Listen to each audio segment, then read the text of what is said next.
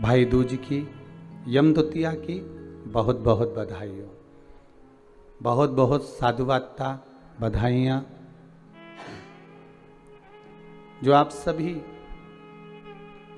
आस्था channel के माध्यम से, फेसबुक यूट्यूब के माध्यम से अपने अपने घरों में बैठकर 5 दिवसीय दीपावली के पूजन का एक आनंद प्राप्त कर रहे हैं। धनतेरस, रूप चौदस, दीपावली, गोवर्धन पूजन और आज यम द्वितीया। कार्तिक महीने की शुक्ल पक्ष की ये पावन द्वितीया तिथि, जिसको यम द्वितीया भाई दूज भी कहते हैं।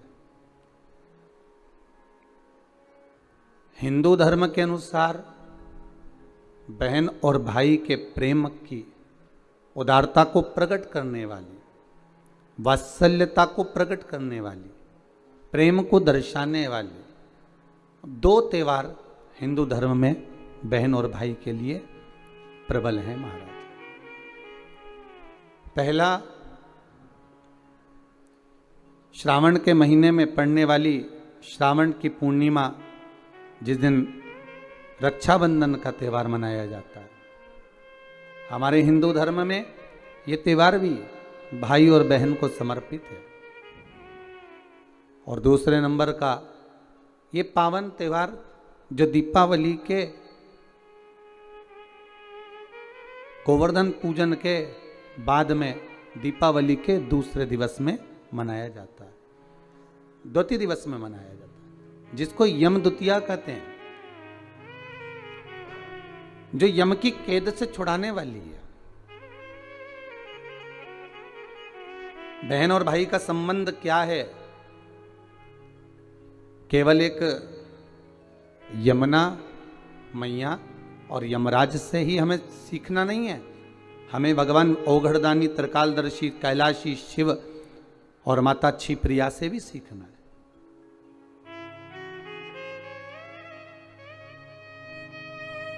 कि मां जगतजननी जगदम्बा माता पार्वती भोजन को तैयार कर कर रख देती हैं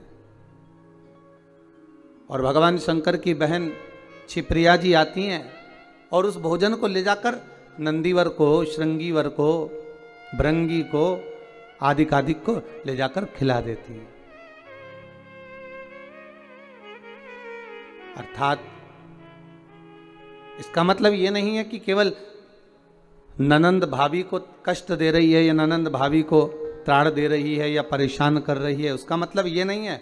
उसका मतलब ये है कि हमारी भाभी अगर ननंद कोई शब्द कहती है, ननंद अगर कोई ताना देती है, ननंद अगर कोई कृत्य करती है, तो वो भाभी को बल प्रदान कर रही है कि हमारी भाभी में कितना बल है, कितनी प्रबलता है, कितनी प्रखरता है, कि वो किस कार्य में माता जगतजननी जगदम्बा माता पार्वती भोजन बनाकर रखती और माता क्षिप्रिया आती और भोजन ले जाकर नंदी को दे देती। माँ फिर तैयार करके रखती, आती और भृंगी को दे देती। माँ फिर भोजन तैयार करती, वो उठाती और श्रृंगी को दे देती। वो बारंबार भोजन बना रही हैं और बार बार माता क्षिप्रिया आकर उसको उठाकर नंदी, भृंगी, श्रृंगी को दे देती है। अर्थात इसमें परीक्षा नहीं है, इसमें माता पार्वती को बल प्रदान करना।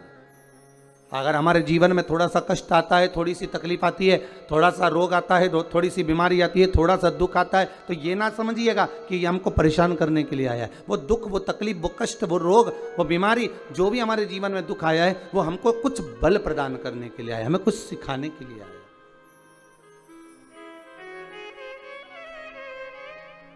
महाराज, संसार का कोई मानव, हमारे अपने संबंधी हो, रिश्तेदारों, नातेदारों, कुटुंब वाले हो, कबीले वाले हो, ये अगर हमको कुछ कह रहे हैं, हमको कुछ ताने दे रहे हैं, हमको अपशब्द कर रहे हैं या हमारे ऊपर कमेंट्स कर रहे हैं, हमारे ऊपर कुछ कह रहे हैं, तो ये हमको बल प्रदान कर रहे हैं, हमको सिखा रहे हैं।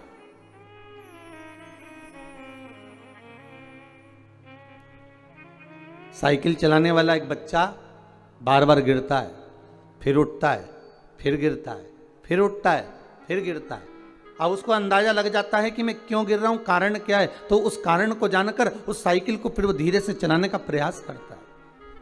घर में जो ननंद होती हैं, भाभी से आत्मीय प्रेम होता है, ऐसा नहीं कि भाभी से द्वेष रहेगा, प्रेम भाव। वो भी चाहती हैं कि इनमें बल प्राप्त हो, इनको बल प्राप्त हो, जिससे ये आने वाले समय को एक सम्मुख में चुनौती के रूप में लेकर चले, बल प्राप्त। महाराज कितना सुंदर भाव कहा है भगवान शिव। आप सभी ने शिव महापुराण में तो पहले भी श्रवण करा है। आज भाई दूज की कथा है। भैया दूज के अवसर पर यदि हम हमारे शंकर औघड़दानी और उनकी बहन की बात ना करें तो शायद श्रेष्ठ ना हो। इसलिए कथा के माध्यम से शिव और छिप्रिया की कथा निकली है, तो भाव से अपन उसको भी श्रवण करें।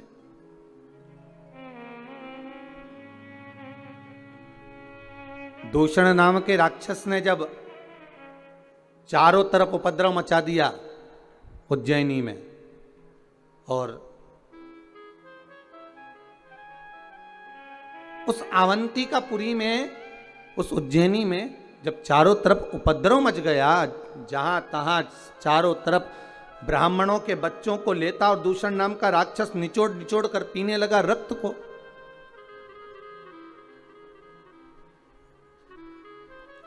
भगवान शिव से जाकर निवेदन करा ब्राह्मणों ने, हे त्रिकालदर्शी, हे कैलाशी, हे अविनाशी, हे भोले बाबा, हे शंभु, कृपा करिए। महाराज, शंभु शरणे पड़ी मांगू घड़ी रे घड़ी, दुख काटो दया करी न दर्शन आपो। मेरे भोलेनाथ, जब दूषण नाम का राक्षस परेशान करने लगा, कष्ट देने लगा, ब्राह्मण के बच्चों को निचोड़ कर उसका रक्त पीने लगा, तब सारे ब्राह्मणों ने जाकर निवेदन करा भगवान देव अधिदेव महादेव से, प्रभु कृपा करो। शंकर भगवान बोले, मैं इस दूषण नाम के राक्षस का संहार तो कर दूंगा, पर बात ऐसी है कि ये दूषण का जहां रक्त गिरेगा वहां ये और जन्म लेता रहेगा। महाराज, 84 बार ये दूषण नाम का राक्षस जन्म ले सकता है, 84 रूप ये धारण कर सकता है।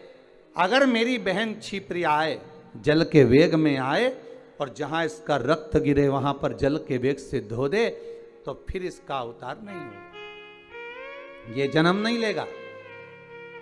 ठीक है महाराज। माता छिप्रिया से जाकर सारे ब्राह्मणों ने निवेदन करा, हे मां छिप्रा, हे छिप्रिया, कृपा करिए। जब दूषण नाम के राक्षस का संहार करने के लिए मेरे देवाधिदेव महादेव जब पधारे, उस समय पर आप आना मां, और उस दूषण नाम के राक्षस का जहां रक्त गिरे वहां उसको जल से धो देना मां। ठीक है। छिप्रिया जी राजी हो गई, अपने भाई के लिए आने के लिए तैयार हो गई। यही होती है बहन, यही होता है भाई। पहले भी कथा में कहा है, आज फिर कहते हैं, केवल मस्तक पर भाई दूज का तिलक लगान लेने से बहन की रक्षा का भार नहीं बढ़ गया। जिस दिन आप एक माता के गर्भ से जन्मे हो, जिस दिन माता के गर्भ से जन्म लिया है आपने, और उसी माता के गर्भ से अगर आपके घर में एक बहन का जन्म हुआ है, बेटी का जन्म हुआ है, उस दिन से रक्षा का भार आपके ऊपर बढ़ चुका है, रक्षा का भार बढ़ चुका है। महाराज, दूषण नाम के राक्षस को मारने के लिए मेरे देवाधिदेव महादेव आए, संहार करा, रक्त गिरा। जैसे ही रक्त गिरा, उस रक्त के गिरते गिरते गिरते गिरते 84 रूप उस दूषण नाम के राक्षस ने ले लिए। तब भगवान देवाधिदेव महादेव क्या करें, भगवान शंकर उसी समय पर देख रहे थे कि कैसे मार सकता हूं, और मां छिप्रा ने आकर, मां छिप्रिया ने आकर जल के रूप में अपने भाई के 84 रूप बना दिए और 84 रूप भगवान देवाधिदेव महादेव के महाकाल राजा के जब हो गए, 84 रूप धारण कर कर दूषण नाम के राक्षस का संहार कर दिया। दूषण नाम के राक्षस का संहार करा, काल बनकर मेरे भगवान शिव पधारे तो उनका नाम महाकाल पड़ गया। बोल महाकालेश्वर भगवान की। माता छिप्रिया जल के रूप में बहने लगी, जिनका नाम छिपरा हो गया।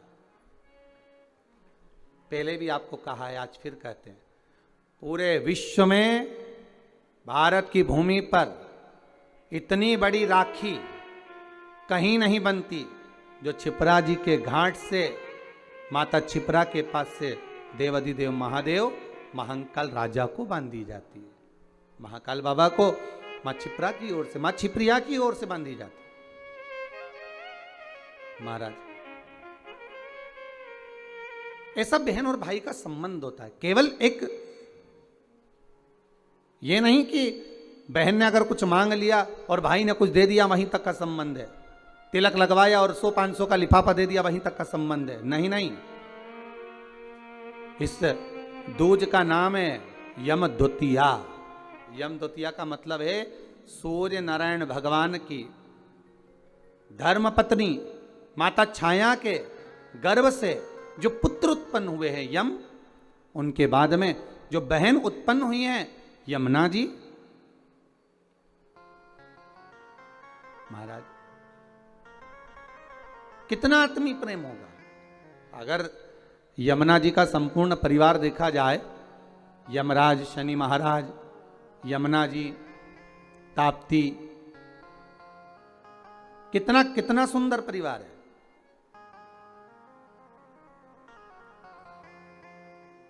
एक बार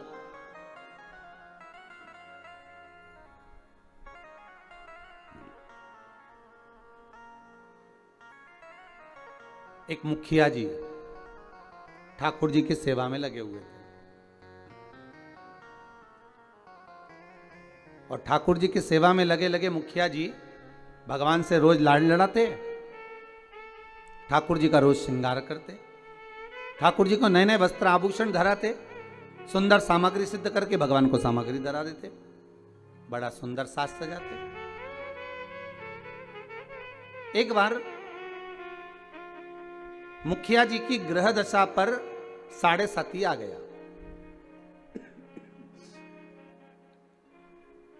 और मुखिया जी की ग्रह दशा पर जब 7.5 आया, शनि जब लगा, अब मुखिया जी कष्ट में हो गए, परेशान हो गए, बड़े दुखी हो गए, आए दिन बड़े कष्ट में रहते। एक दिन मुखिया जी की आंखों में जब जल भर गया, नैनों में जल भर गया, तब श्री ठाकुर जी महाराज स्वयं प्रकट होकर पूछे, क्यों मुखिया जी आज आपके नैनों में जल भरा हुआ है, बात क्या है? शास्त्र कहता है, शिव महापुराण की कथा कहती है, जब आप शंकर भगवान पर जल चढ़ाएं या ठाकुर जी से लाड़ लड़ाएं, ठाकुर जी की सेवा करें, ठाकुर जी की अर्चना करें, पाठ करें, पूजन करें, ठाकुर जी का स्नेह लड़ाएं, उस समय पर श्रृंगार करते समय, पूजन करते समय, सेवा करते समय, भगवान की आराधना करते समय आपकी आंखों में जल नहीं होना चाहिए। भगवान की अर्चना करते समय जल क्यों आए, किस लिए?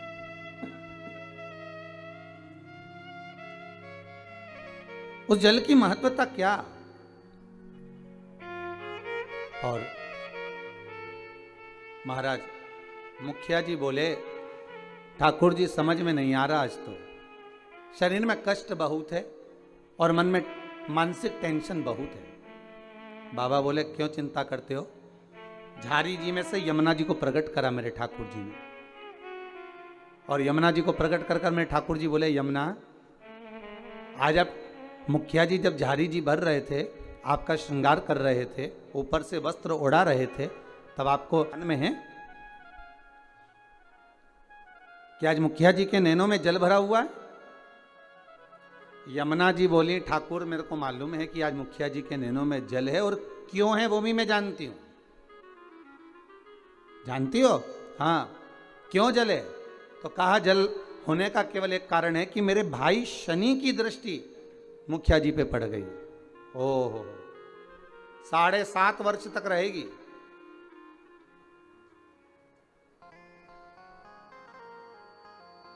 भगवान कृष्ण बोले, यमुना, अगर शनि महाराज आपके भाई हैं, हमारे तो साले हैं, यदि बहन बोले तो क्या भाई मानेगा नहीं? बोलो प्रभु क्या चाहते हो? बस जाओ और शनि महाराज से कहो, जो ठाकुर जी से लाड लड़ाए, जो भगवान की सेवा में डूबा रहे, जो भगवान की भक्ति में सदा डूबा रहे, उस पर कभी न 7.5 लगे न ढैया लगे। शनि की कुदृष्टि उस जीव पर नहीं पड़ना चाहिए।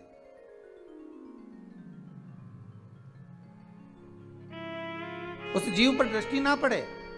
ठीक है। यमुना मैया पहुंची सबसे पहले शनि महाराज जी के पास में। शनि महाराज जी से कहा, भैया मेरा निवेदन स्वीकार करोगे? क्या बात है बहन? बस मैं चाहती हूं कि जो लाडले की सेवा करे, जो ठाकुर जी की सेवा करे, जो भगवान की भक्ति में डूबा रहे, उस पर आपकी दृष्टि नहीं पड़े।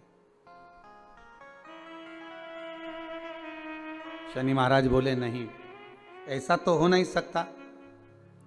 कर्म का दंड जीव को भोगना तो पड़ेगा, क्योंकि भगवान शंकर ने मुझे दंड अधिकारी बनाया है। जो किया है वो तो भोगना है,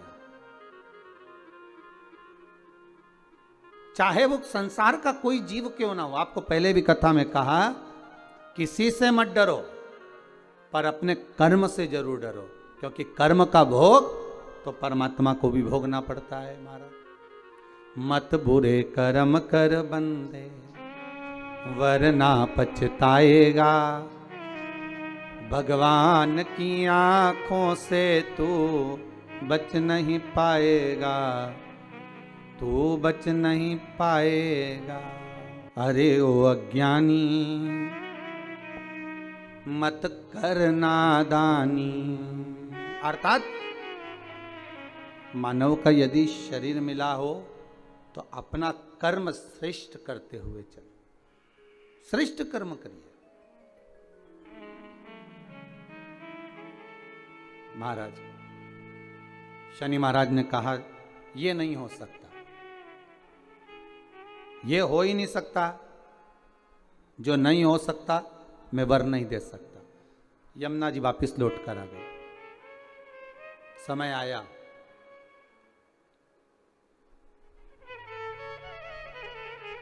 कार्तिक का महीना था। यमुना जी इससे पहले शनि महाराज के पास बारंबार जा चुकी हैं। यमराज के पास भी यमुना जी कई बार जा चुकी है, बार बार विनती कर चुकी है, पर मानते ही नहीं।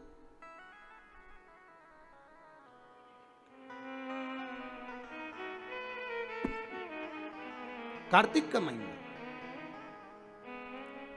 और महाराज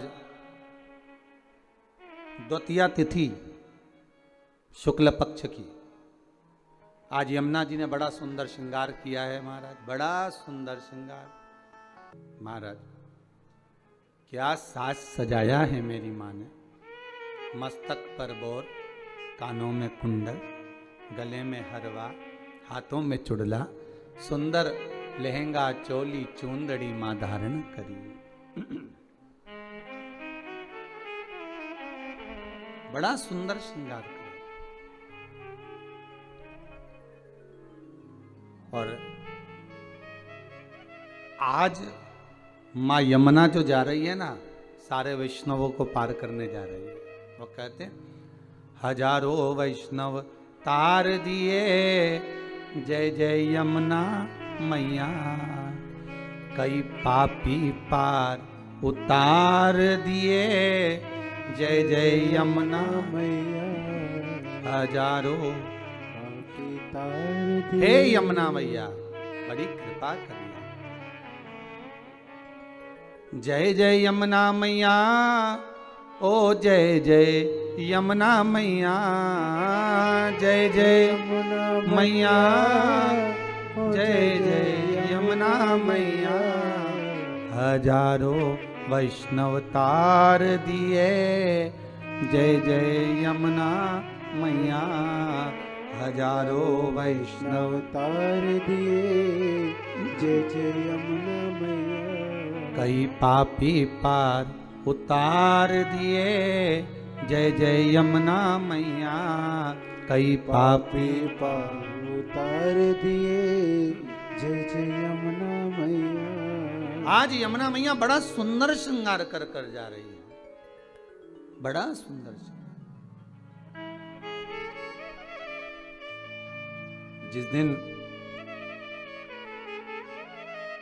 बहन भाई के घर पर जाए या भाई बहन के घर पर आए, उस दिन बहन के चेहरे की चमक ही दूसरी रहती है।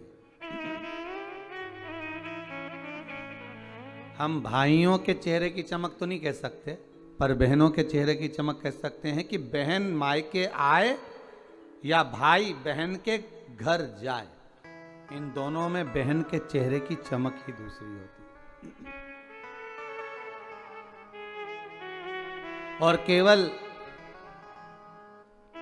एक बात याद रखिएगा, यमुना मैया केवल अपने कार्य के लिए नहीं जा रही हैं यमराज के पास में, शनि महाराज के पास में। यमुना मैया केवल अपने कार्य के लिए नहीं, कई वैष्णव, हजारों वैष्णव तार दिए, जय जय यमुना मैया। कई पापी पार उतार दिए, जय जय यमुना। केवल अपने कार्य के लिए यमुना जी नहीं जा रही, यमुना जी जा रही हैं संपूर्ण भूमंडल के उद्धार के लिए। सारे देवी देवता के चरणों का दर्शन अगर आप करेंगे तो सबके चरण एक साथ दर्शन होंगे, पर यमुना जी के चरण का यदि आप कभी दर्शन करेंगे तो यमुना जी का चरण एक आगे एक पीछे है। क्यों? क्योंकि यमुना हर पल, हर घड़ी, हर क्षण दौड़ती हुई नजर आ रही है वैष्णवों को जोड़ने के लिए, भक्तों को जोड़ने के लिए।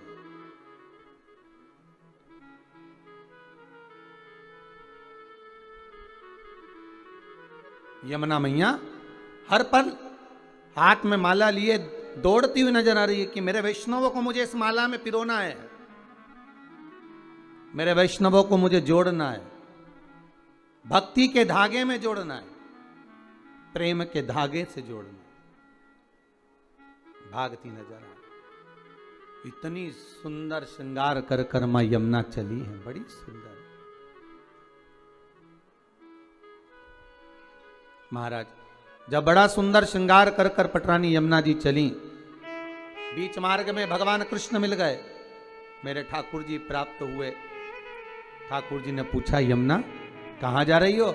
यमुना जी कह रही हैं, उस दिन गई थी शनि महाराज के पास में, पर वर प्राप्त नहीं हुआ। आज कुछ ऐसा करने जा रही हूं जिससे मेरे दोनों भाई मेरे दरवाजे पर आकर मुझे वर देकर जाएंगे, ये मुझे विश्वास है। आपको पहले भी कथा में कहा, अगर मनुष्य का विश्वास प्रबल है, भाव प्रबल है, आस प्रबल है, विश्वास प्रबल है, तो यह पक्का है कि भगवान आता जरूर है।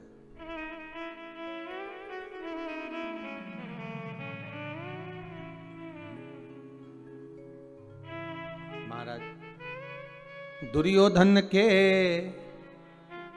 मेवा त्यागे, साग विदुर घर खाई,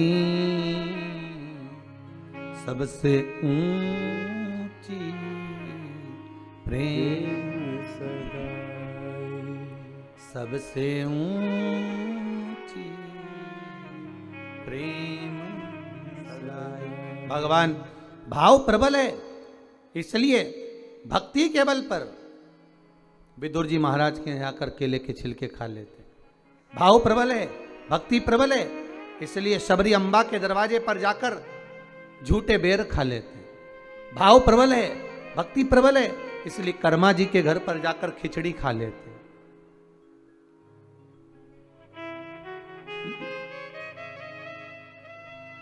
कि भक्तों के घर भी सांवरे आते रहा करो, दर्शन के नैन बावरे दर्शन दिया करो। कहते हैं प्रेम से प्रभु छिलके भी खा गए, कहते हैं प्रेम से प्रभु छिलके भी खा गए, कहते हैं प्रेम से प्रभु छिलके भी खा गए। शबरी के झूठे बेर भी खाते रहा करो, शबरी के बेर भी खाते रहा करो। शबरी के झूठे बेर भी खाते रहा करो, शबरी के झूठे बेर भी खाते रहा करो। भक्तों के घर भी सांवरे आते रहा करो, भक्तों के घर भी सांवरे आते रहा करो। भक्तों के घर भी सांवरे आते रहा करो, भक्तों के घर भी सांवरे आते रहा करो, भक्तों के घर भी सांवरे आते रहा करो, भक्तों के घर भी सांवरे आते रहा करो। दर्शन के नैन बावरे दर्शन दिया करो, दर्शन के नैन बावरे दर्शन दिया करो। भक्तों के घर भी सांवरे आते रहा करो, भक्तों के घर भी सांवरे आते रहा करो। भगवान आज स्वयं यमुना जी को देखे तो भगवान कह रहे हैं कि कहाँ जा रही हो यमुना, इतना श्रृंगार कर कर। यमुना जी कहती हैं प्रभु मैं मेरे दोनों भाइयों को निमंत्रण देने जा रही हूँ। निमंत्रण किस चीज का? मेरे धाम में ब्रजमंडल में मैं उनको बुलाऊंगी। ब्रजमंडल में बुलाओगी? क्यों?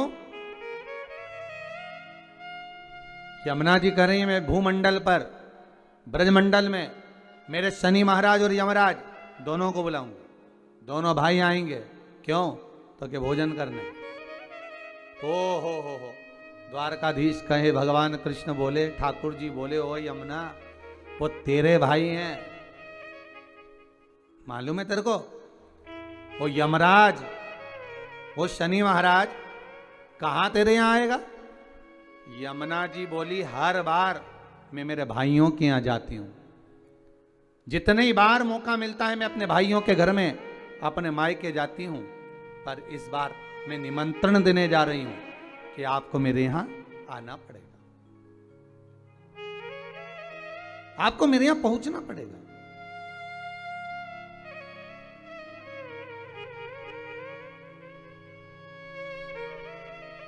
महाराज यमदूतिया की कथा कहती है, बहन और भाई का संवाद कहता है। एक बूढ़ी मां के 7 पुत्र, 1 पुत्री।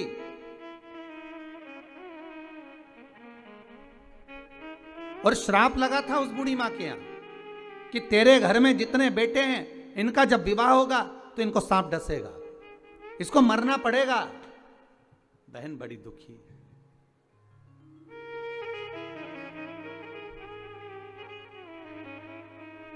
आज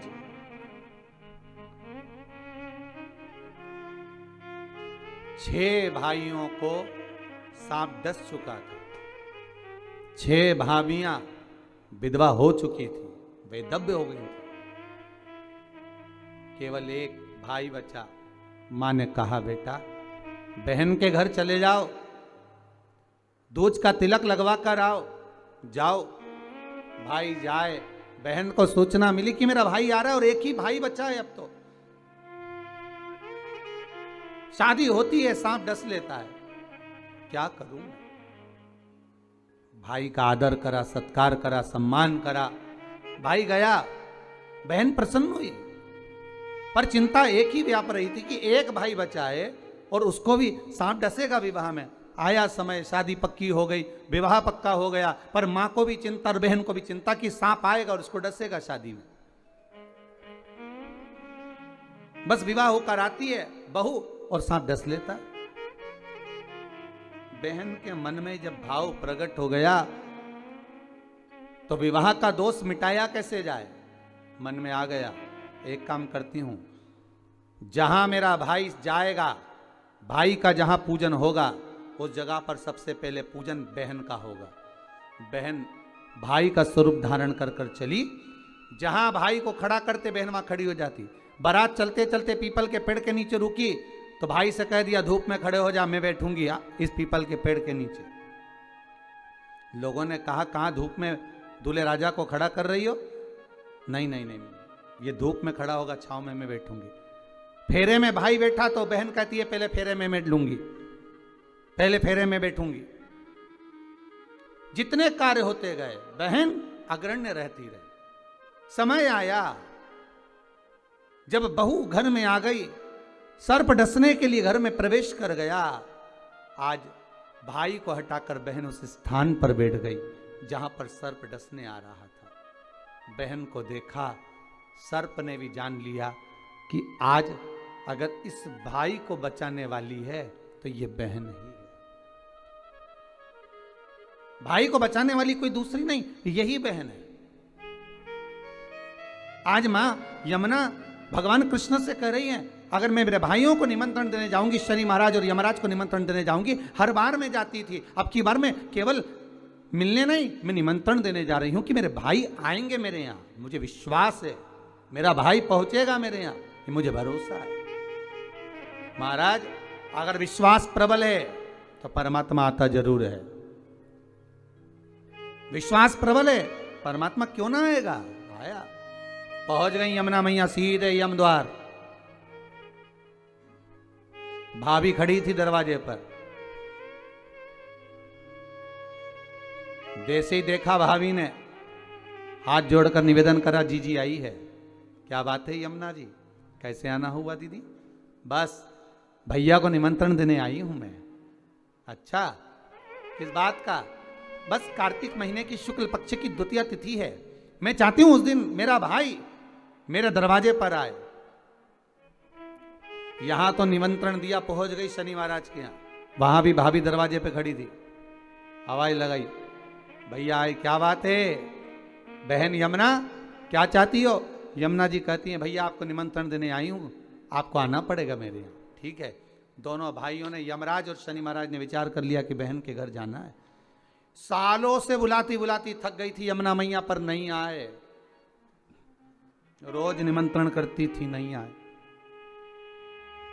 पर आज जो निमंत्रण दिया गया है, आज जो निमंत्रण करा गया है, वो निमंत्रण यमुना जी ने दोनों भाइयों को बुलाने के लिए किया गया। आइए। और आए। शनि महाराज और यमराज स्वयं पधारे ब्रजरज में, ब्रज की भूमि पर, ब्रजमंडल में। जैसे ही भोजन करने के लिए बैठे, बहन ने तिलक करा। तिलक करा तो यमराज पुकार कर बोले, शनि महाराज और यमराज, जी जी बोल, तुझे क्या चाहिए? इतने में यमुना जी की आंख से अश्रु की धार बह रही। अश्रु की धार। महाराज, एक भाई की पूंजी, एक बहन की पूंजी ही प्रेम है, स्नेह है। अश्रु की धार बह रही है। मांग बहन, क्या चाहिए? यमुना जी कहती हैं, बस भैया कृपा कर दे, दोनों भाई से एक ही वर मांगती हूं, जो यम द्वितीया के दिन इस यमुना जी के जल में स्नान करेगा वो सारे बंधनों से मुक्त हो जाएगा।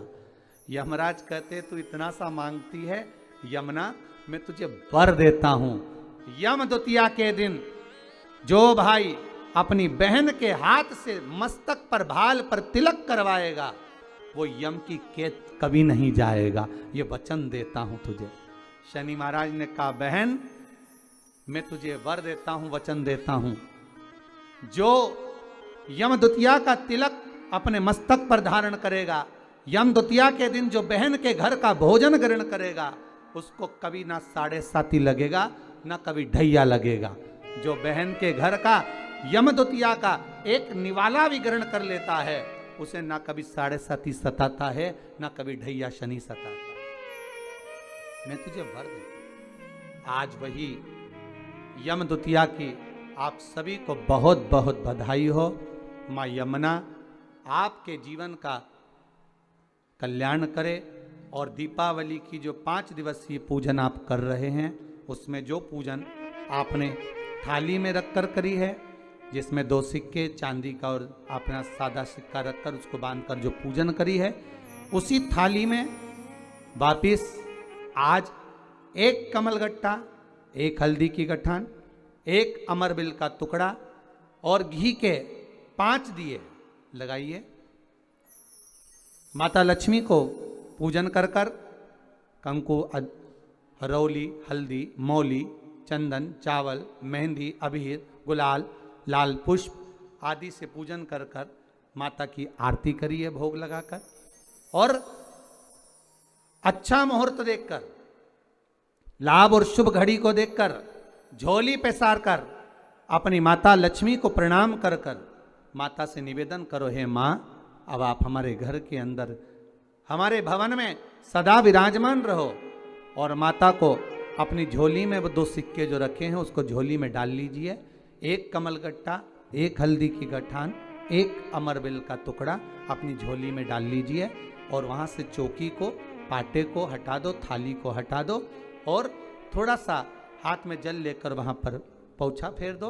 और जो झोली में आपके सिक्के रखे हैं, अमरबेल, कमलगट्टा, हल्दी की गांठ जो रखी है, उसको सिक्के के साथ एक डब्बी में या एक वस्त्र में अपनी तिजोरी, अलमारी में जो शुभ घड़ी है उसके अंतर्गत लक्ष्मी जी का नाम लेकर रख दीजिए। 5 दिए जो भगवान के सामने रखे थे उसमें से 1 दिया जिस अलमारी में, जिस तिजोरी में तुमने लक्ष्मी रखी है उसी अलमारी, उसी तिजोरी के ऊपर उस दिए को रख दीजिए या उसके साइड में रख दीजिए। 4 दिए में से 1 दिया मंदिर में रखिए, 1 दिया पानी के स्थान पर रखिए, 1 दिया तुलसी जी के क्यारे पर रखिए और 1 दीप घर के हॉल में रखिए।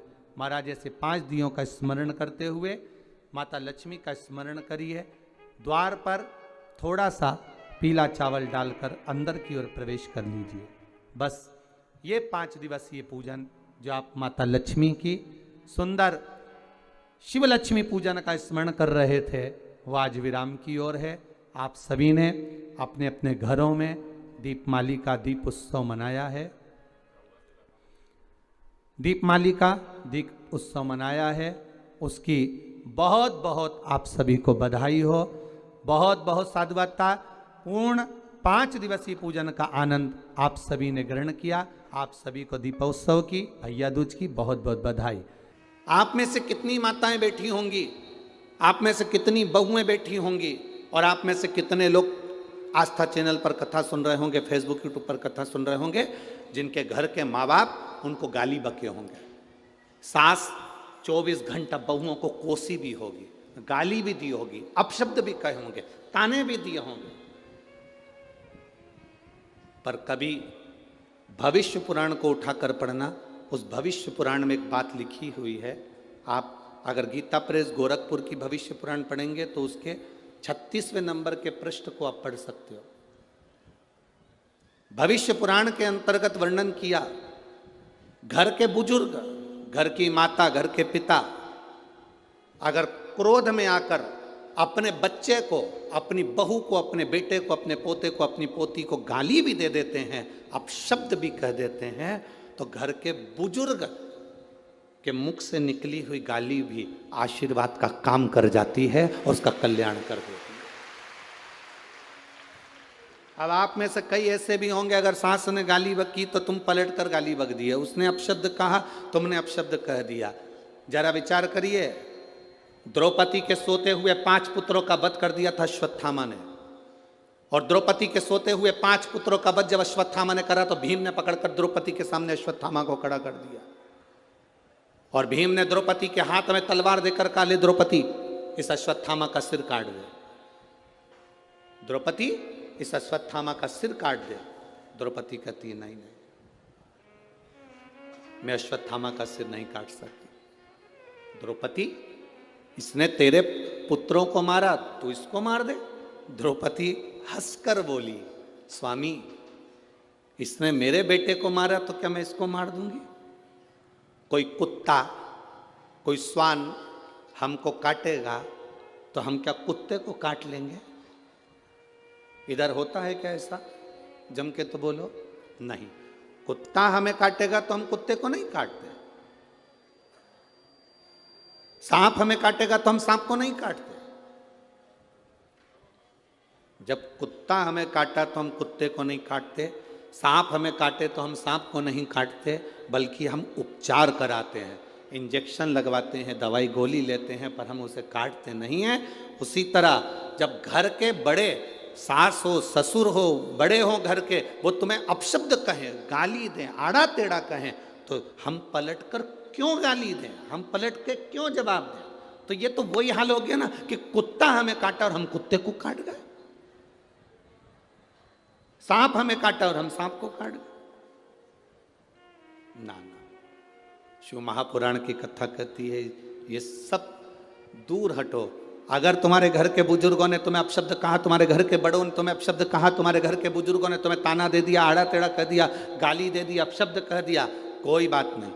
घर के बुजुर्गों की गाली भी, अपशब्द भी कभी कभी हमारे जीवन को मार्ग बना देती है। ये नल नील के साथ हुआ। नल नील को श्राप दे दिया संतों ने। हम तुम्हें श्राप देते हैं, छोटे छोटे से नल नील संतों का सामान उठाकर पटक देते थे, संतों का सामान पानी में डाल देते थे, उनके पलंग, उनके गादी, तकिया, जो भी सामान होता था, उनका कुशा वगैरह सब पानी में डाल देते थे। तो संतों ने श्राप दे दिया, तुम जो चीज पानी में डालोगे वो तैरेगी, वो डूबेगी नहीं। अब उनका श्राप आशीर्वाद हो गया, राम जी के लिए उनका श्राप आशीर्वाद हो गया।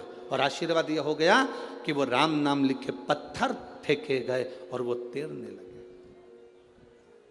वो तैर रहा है, अब पत्थर तैरना चालू हो गए,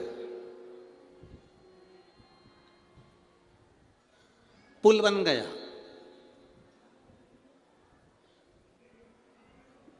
जब अपने गांव का पुल इतनी जल्दी नहीं बनता, जरा विचार करो रे, जरा विचार करना, अपने शहर का पुल इतनी जल्दी नहीं बनता। लोग मंच पर आकर माइक पकड़ पकड़ कर जरूर कह देते हैं, तो किसी ने कहा नेताजी ये वाला पुल बना दो, बस बन जाएगा। नेताजी ये पुल बना दो, बन जाएगा। नेताजी ये पुल बना दो, बन जाएगा।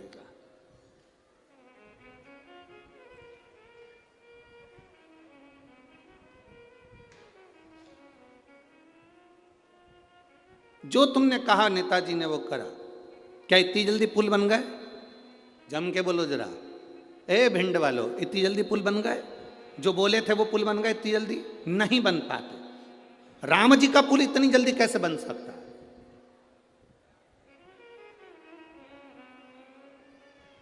पत्थर तैरना चालू करे, पुल बनना चालू हुआ, इतने में रावण को सूचना पहुंच गई। रावण के पास सूचना। शंकर क्या करते हैं जरा वो देखिएगा, शिव क्या करते हैं वो समझिएगा। रावण के पास सूचना गई और जैसे ही रावण के पास सूचना पहुंची,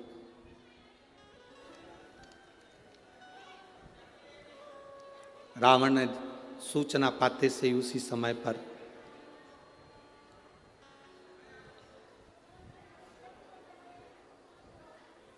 रावण के 3 पत्नियां थीं। कितनी पत्नी थी? 3। 3 पत्नी से 7 लड़के थे। 3 पत्नी से 7 लड़के थे और एक रावण की लड़की थी जिसको स्वर्ण मच्छा कहा गया। अब आप कहेंगे गुरुजी ये कौन सी रामायण में से लिया गया है? तो आप अगर स्मरण करेंगे तो ये राम के रामायण का ये एक प्रसंग, बड़ा सुंदर प्रसंग है। महाराज, थाई और कंबोडिया में ये रामायण का बड़ा प्रचलन है वहां पर। तो राम के रामायण में लिखा, रावण की 3 धर्म पत्नियां थीं। उन 3 धर्म पत्नियों के 7 लड़के थे। 7 लड़कों में एक बहन थी जिसका नाम था स्वर्ण मच्छा, जिसको कहते थे स्वर्ण परी। रावण ने अपनी बेटी को बुलाया और बेटी से कहा, बेटी सुन, तू स्वर्ण परी है, मेरी बेटी है, तुझे मालूम है राम नाम लिखे पत्थर तेराए जा रहे हैं और पुल बांधा जा रहा है। कुछ ऐसा कर दे कि वो पुल ना बंधे।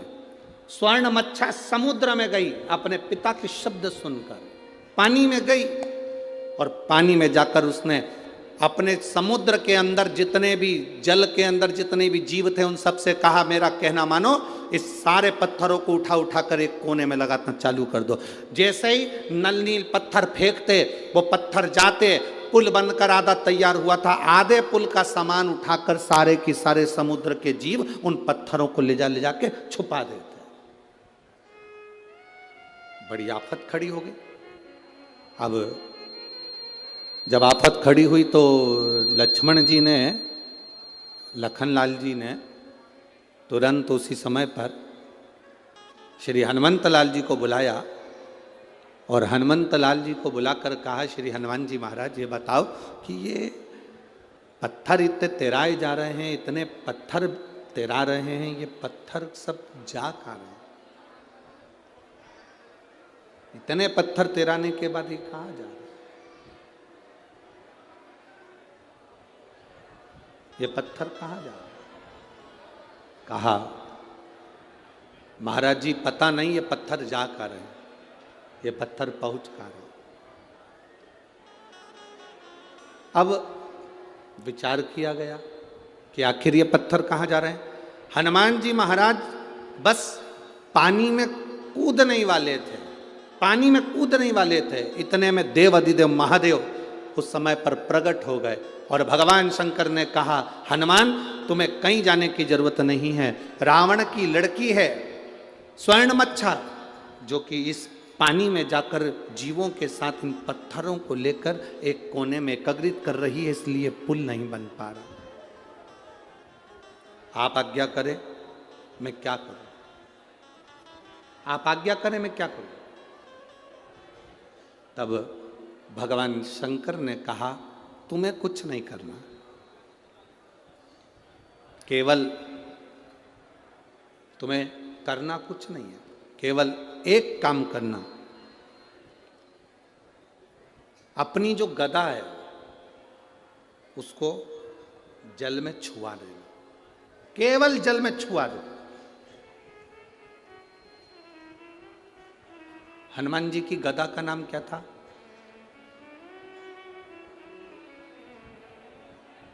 जल्दी बोलो, जल्दी, सब मिलकर बोलो जल्दी से।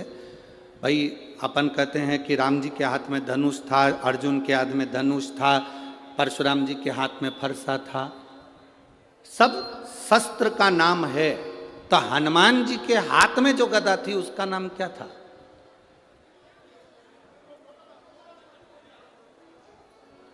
उस गदा में ऐसा क्या था जो हनुमान जी के हाथ में थी? हनुमान जी के हाथ में जो गदा थी उस गदा का नाम क्या था? उसका नाम था कुमोदकी।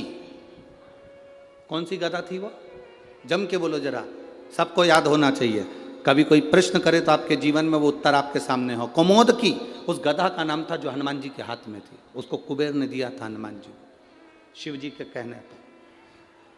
आप केवल उस गदा का स्पर्श समुद्र के जल में कराओगे और स्वर्ण मच्छा उस समय पर जैसे ही आपके सामने आकर खड़ी होगी तब आपको कहीं जाने की जरूरत नहीं। उस समय पर स्वर्ण मच्छा से आप निवेदन करोगे और अपने पिता के बारे में आप समझाओगे, स्वर्ण मच्छा आपके उन पत्थरों को छोड़ देगी। शिव क्या करते हैं, देवाधिदेव महादेव क्या करते हैं, शंकर क्या करते हैं? शिव महापुराण की कथा कहती है, जब जब जीव अटकता है, जब जब जीव परेशान होता है, जब जब जीव कहीं भटक जाता है, तब तुमने जो एक लोटा जल महादेव को समर्पित किया है, वो जल तुम्हारे सामने मार्ग दिखाने के लिए आ जाता है।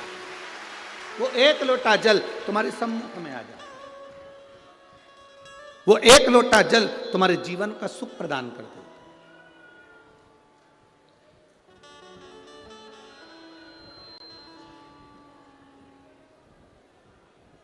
महाराज,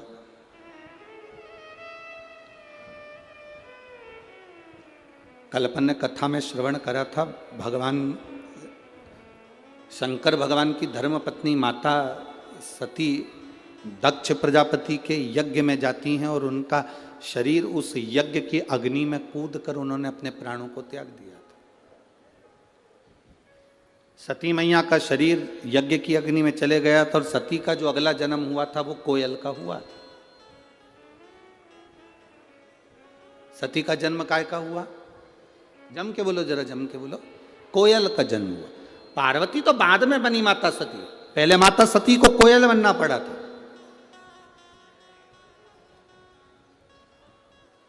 और कोयल बनकर माता सती घूमती रही, भ्रमण करती रही, भ्रमण करती रही।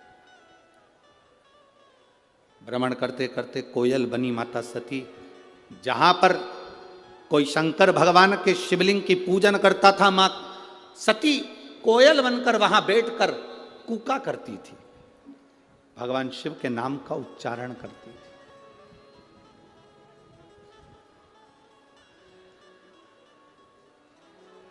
अब किसी ने एक प्रश्न किया, गुरुजी भगवान शंकर की पत्नी थी माता सती, तो उनको कोयल तो बनना नहीं था, वो कोयल क्यों बनी?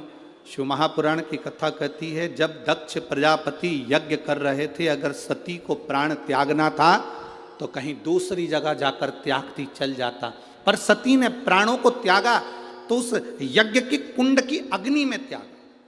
कोई साधु, कोई सन्यासी, कोई तपस्वी, कोई साधक, कोई उपासक, कोई संत, कोई ब्राह्मण, कोई गृहस्थी भी अगर कोई अच्छा कार्य कर रहा है, कोई तुम्हारे नगर में, तुम्हारे गांव में, तुम्हारे क्षेत्र में, तुम्हारे इस परिवार में कोई अच्छा काम कर रहा है, उसमें कभी अड़चन मत डालो। अगर अड़चन डालते हो तो अड़चन डालने वाला एक ना एक दिन पक्षी का जन्म पाता है। पक्षी का जन्म उसको लेना ही पड़ता है।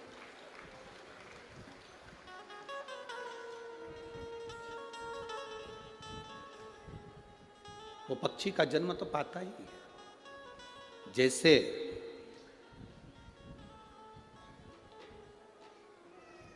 84 लाख योनियों में 20 लाख योनि पेड़ पौधे की है। 84 लाख योनियों में 20 लाख योनि पेड़ पौधे की है। 20 लाख। अब वो 20 लाख योनि पेड़ पौधे की मिली, क्यों मिली? उसका कारण क्या था? किस कारण से मिली?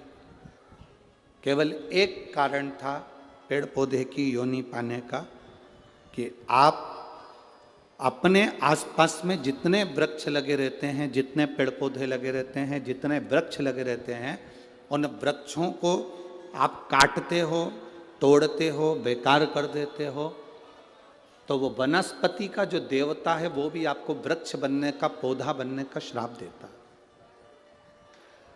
हमने एक बात पहले भी कथा में कही, अगर यहाँ भिंड की जीजियों ने सुनी होगी तो उनके स्मरण में होगा। बेलपत्री का पत्ता बेलपत्री के वृक्ष से तोड़ लो, उतार लो, मना नहीं है। तुलसी का दल तुलसी के पौधे से उतार लो, मना नहीं है। पीपल का पत्ता पीपल के वृक्ष से उतार लो, मना नहीं है। आंवले का पत्ता, आंवले का फल वृक्ष से उतार लो, मना नहीं है। पर इतना शिव महापुराण की कथा कहती है कि बेलपत्री का वृक्ष की डाली नहीं टूटना चाहिए, आंवले के वृक्ष की डाली नहीं टूटना चाहिए, तुलसी के पौधे की डाली नहीं टूटना चाहिए। ये डाली अगर टूटती है तो जीव कितना भी दान करा हो, कितना भी पुण्य करा हो, कितना भी सत्कर्म करा हो, वो सब व्यर्थ चले जाता है, उसका कोई फल नहीं मिलता। आपको अगर बेलपत्र की जरूरत है, आप बेलपत्र लिए और बेलपत्र की आपको जरूरत है, आप डाली में से बेलपत्र तोड़ो ना, डाली क्यों तोड़ना? आप उस बेलपत्र का प्रयोग करो। शंभु शरणे पड़ी मांगू घड़ी रे घड़ी, दुख काटो दया करी ने दर्शन। आपको जरूरत है, आप ले बेलपत्री का पत्ता। एक बेलपत्री के पत्ते में क्या औषधि है, जिस दिन आप जान जाओगे उस दिन बेलपत्री के पेड़ को कभी नहीं तोड़ोगे। हां, बेलपत्री का वृक्ष सूख गया, हरा नहीं रहा, पत्ते नहीं है, हरापन नहीं है, पूरा सूख गया। बेलपत्री के वृक्ष को बजा कर देखो, पूर्ण तरह से अगर सूख गया है, तब उसकी जो जड़ निकाली तुमने, उस जड़ को निकालकर इधर उधर फेंकना नहीं, उसका चंदन बनाकर एक मुठिया बनाकर तैयार रखो। और जब तुम्हारे जीवन में तुम्हें लगे कि हरे वृक्ष को नहीं काटना, हरे वृक्ष को बेकार नहीं करना, जो बेलपत्री का वृक्ष सूख गया हो, जो पत्ती नहीं आ रही, फल नहीं आ रहा है, पूरा सूख गया, उसको तुमने बजा कर देख लिया कि बेलपत्री का वृक्ष पूर्ण तरह से सूख चुका है, ये किसी काम का नहीं रहे, थोड़े समय के बाद लोग इसे काट लेंगे, उसमें पत्ती नहीं आती, फल नहीं आता, पूरा सूख गया है, उसमें ना पत्ती है ना फल है, अड़भंगा है, बिल्कुल खाली। उस बेलपत्री के वृक्ष की जड़ को, उस तने को, उसको निकाल लो और उसकी एक अच्छी मुठिया बनाकर तैयार रखो। उस मुठिया को तुम्हारा मन पड़े, जिस दिन तुम्हारे पास में चंदन घिसने का सिलबट्टा हो, उस पर घिस कर उस चंदन को एकत्रित कर कर एक प्रदोष, एक शिवरात्रि हर महीने आती है, प्रदोष हर महीने आती है, सोमवार की अष्टमी 2-2, 3-3 महीने में जरूर आती है। अगर आपने प्रदोष के दिन शंकर भगवान को बेलपत्री का चंदन लगाया है, शिवरात्रि के दिन आपने बेलपत्री का चंदन लगाया है, और यदि सोमवार की अष्टमी के दिन बेलपत्री का चंदन लगाया है, इन तीनों डब्बी को आप अलग अलग कर लीजिए। एक डब्बी रख लो आपके पास में कि मैंने सोमवार की अष्टमी के दिन बाबा को चंदन का लेपन करा है और बेलपत्री का चंदन लगाया। उस चंदन को निकालकर शिवलिंग में से निकालकर एक डब्बी में भर कर रख लीजिए, या तो कोई प्लेट में उसको सुखा लो, प्लेट में सुखा लो उसको, और प्लेट में सुखा लो उसको, और या तो गोली बनाकर उसकी गोली बनाकर रख लो। दूसरा, प्रदोष के दिन बाबा को जो तुमने बेलपत्री का चंदन लगाया, परंतु याद रखना हरे वृक्ष की डंडी को नहीं सुखाना है, सूखा हुआ वृक्ष।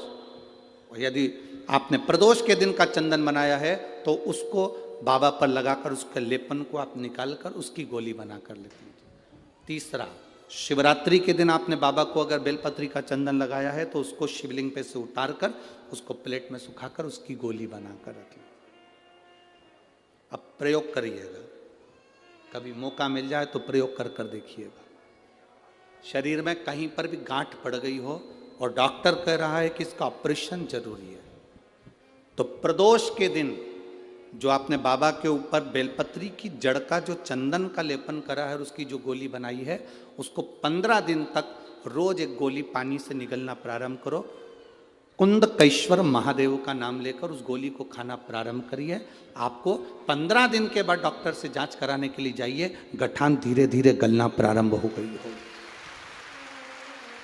गांठ धीरे धीरे गल रही हो, उसका फल मिलता है। प्रदोष वाली बेलपत्र का, चंदन का जो गोली तुमने बनाई उसका फल तुम्हें मिलेगा। अब सोमवार की अष्टमी के दिन का जो चंदन है, बाबा को जो तुमने बेलपत्री का चंदन का जो लेपन करा है, देखिए डॉक्टर हनुमान जी के यहाँ पर ये कथा चल रही है, करने वाला डॉक्टर हनुमान जी हैं, कराने वाले डॉक्टर हनुमान जी हैं और सुनने वाले डॉक्टर हनुमान जी हैं और बोलने वाले भी डॉक्टर हनुमान जी हैं। कर लिया वो आपके ऊपर। दूसरे नंबर पर है सोमवार की अष्टमी के दिन का चंदन, जो आपने बेलपत्री के जड़ को घिसा है। फिर कहूंगा, इस बात को विशेष बार बार कह रहा हूं कि हरे पेड़ को मत काट लेना, हरे पेड़ को नहीं। जो पेड़ पूरी तरह से सूख गया, ना पत्ती ना फल, उसको बजा कर देख लो कि ये पेड़ पूरा सूख चुका है, तब उस पेड़ की जड़, जो जिसको लोग काट कर ले जाने वाले हैं, बाहर फेंकने वाले, उसकी जड़। दूसरे नंबर पर है सोमवार की अष्टमी के दिन आपने जो बाबा को लेपन करा है, बेलपत्री की जड़ का चंदन बनाकर लेपन करा है, उसकी जो गोली है, अगर बच्चा 8 साल का हो गया, 9 साल का हो गया, 10 साल का हो गया और वो गंदगी कर रहा है, बिस्तर पर गंदगी कर रहा है, सुसु कर रहा है, या अचानक उसको भय हो जाता है या किसी ना किसी तरह से उसको रोग ग्रसित हो जाता है, उस बच्चे को भी आप छोटी सी गोली हफ्ते में केवल एक बार, जो सोमवार की अष्टमी के दिन जो आपने चंदन का लेपन करा है, हफ्ते में एक बार उस गोली को बच्चे को पीस कर पानी के साथ देना प्रारंभ करो। आपको धीरे धीरे उस बच्चे में आनंद की अनुभूति हो जाएगी, गंदगी नहीं कर सकता। अब तीसरे नंबर पर है शिवरात्रि के दिन जो हमने बाबा को बेलपत्री के चंदन का लेपन करा। शिवरात्रि के दिन, शिवरात्रि के दिन हमने बाबा को जो बेलपत्री का चंदन का लेपन करा, उस चंदन की गोली, कभी डॉक्टर कह दे कि तुम्हारे रीढ़ की हड्डी में गैप हो गया है, तुम्हारी पीछे की जो रीढ़ की हड्डी उसमें गैप हो गया है, या आपकी जो हड्डियां हैं वो कमज़ोर हो गई हैं, या घुटने की हड्डी कमज़ोर हो गई है, कुर्सी पर बैठना पड़ रहा है, तो उस समय पर हफ्ते में 2 बार जो तुमने शिवरात्रि के दिन बाबा को चंदन का लेपन करा और उसकी जो गोली बनाई, वो हफ्ते में 2 बार आप उस बेलपत्री के चंदन की गोली को लेना प्रारंभ करो। रीढ़ की हड्डी में जो गैप होगा वो भराना प्रारंभ हो जाएगा। शिव तत्व है। हमने गोली का क्यों बोला? हम बोल रहे थे कि चंदन को तुम बस ऐसे ही चाट लो, पर गोली इसलिए कि वो सूख जाएगी तो वो आपके काम में आराम से आ सकती, सूख नहीं। चंदन का ले, उस चंदन का सुख है। महाराज बोल बम का नारा है, सारी समस्या का हल, शिव की भक्ति हमारा एक आनंद, शंकर की एक भक्ति का।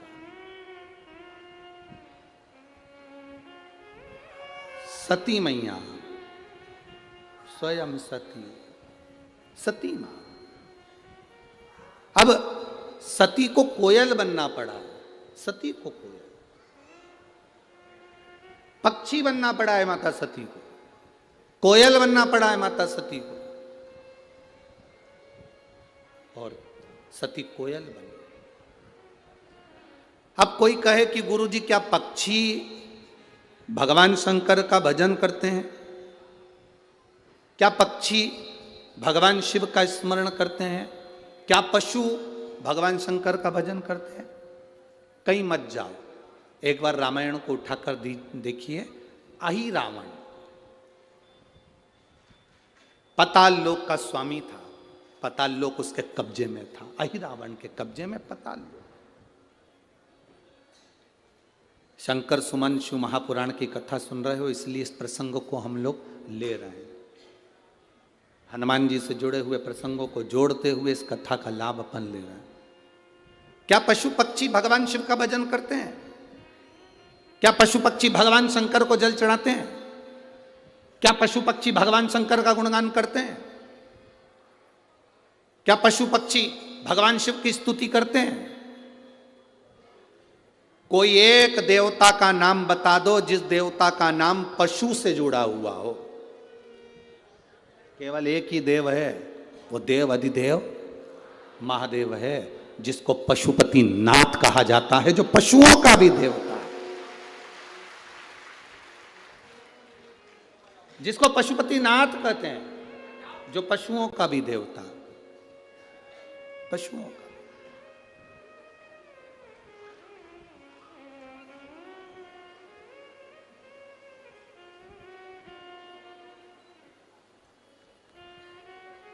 किसी देवता को पशुओं का नाथ नहीं कहा गया।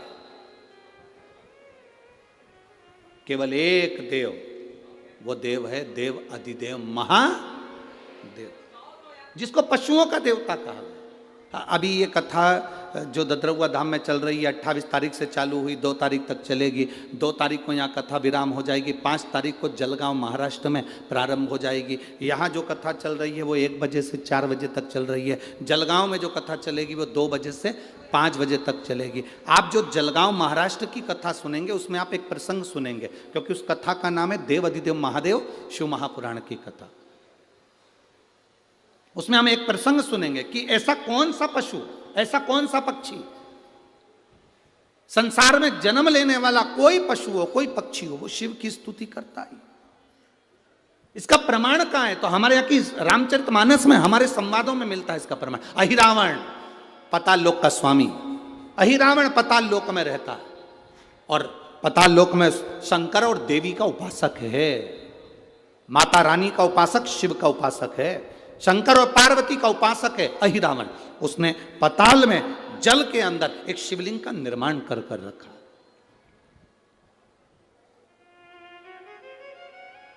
पाताल में एक शिवलिंग का निर्माण कर रखा है, जिस शिवलिंग की वो स्तुति करता है। अहिरावण, रावण, कंस, ऐसा संसार में जितने जितने जीव हुए, चाहे वो देवता हो, असुर हो, गंधर्व हो, मनुष्य हो, सबने शिव की स्तुति करी, सब। अहिरावण शंकर के शिवलिंग की पूजन कर रहा है।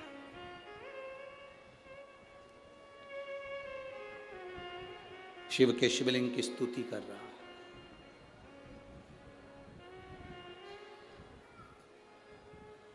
अब शंकर भगवान को वो जल चढ़ाता, दूध चढ़ाता, पूजन करता, अभिषेक करता, उठकर जाता। उठकर जाने के बाद अहिरावण के उस पाताल लोक में एक मछली बड़ी सी आती और वो मछली शिवलिंग के आसपास भ्रमण करती। शिवलिंग के आसपास मछली भ्रमण कर रही।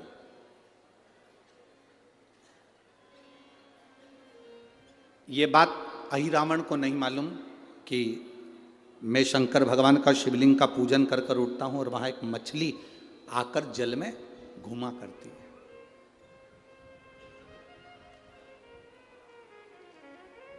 पूजन करते समय, तुलसी को जल चढ़ाते समय, अभिषेक पूजन करते समय, घर में आप पूजन कर रहे हैं उस समय पर तुलसी को जल चढ़ा रहे हो, उस समय पर पीपल की पूजन कर रहे हो, उस समय पर बेलपत्री का पूजन कर रहे हो, उस समय पर आंवले का पूजन कर रहे हो, उस समय पर या कोई पूजन भजन आप कर रहे हैं, उस समय पर दरवाजे पर अगर 3 सामने खड़े हो जाते हैं तो ये समझ लेना कि आपकी पूजा को भगवान ने स्वीकार कर लिया।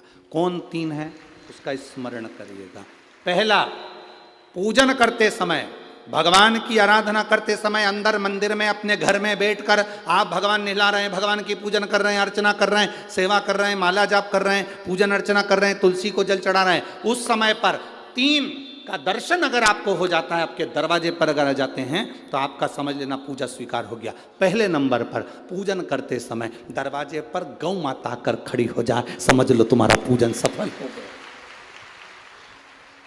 आप पूजन कर रहे हैं अंदर से, गाय रंभा रही है, आप पूजन कर रहे हैं अंदर से, गौ माता गौमूत्र कर रही है, आप पूजन कर रहे हैं अंदर से, गौ माता गोबर कर रही है, आप पूजन कर रहे हैं अंदर से और गाय दरवाजे पर आकर खड़ी हो गई। तुम्हारी अर्चना में, तुम्हारी आराधना में, तुम्हारी साधना में गौ माता तुम्हारे सामने आकर खड़ी हो जाए। पूजन के समय पर अचानक आकर तुम्हारे द्वार पर, तुम तुलसी को जल चढ़ा रहे हो, तुम्हारे दरवाजे पर आ जाए। और मेरा विश्वास कहता है, यहाँ जितनी मेरी जीजियाँ बैठी हैं, यहाँ जितने मेरे जीजा बैठे हैं, ये मेरा विश्वास कहता है आपके साथ कभी ना कभी ये जरूर हुआ होगा, पूजन के समय पर गौ माता का दर्शन होता ही, ये मेरा विश्वास कहता है। और ये कब होता है? जिस दिन आपका चित्त, मन, वृत्ति भगवान में रमी हो। चाहे तुम राम जपो, हनुमान जपो, शिव जपो, तुम्हारी मर्जी पड़े वो जपो। तुम देवी की भी पूजन कर रहे हो, किसी की देवता की पूजन कर रहे हो, कुल देवता की पूजन कर रहे हो, दिल से कर रहे हो, तो ये 3 का अगर दर्शन हो जाए तो कार्य सफल है। पहला, जम के बोलो, गौ माता।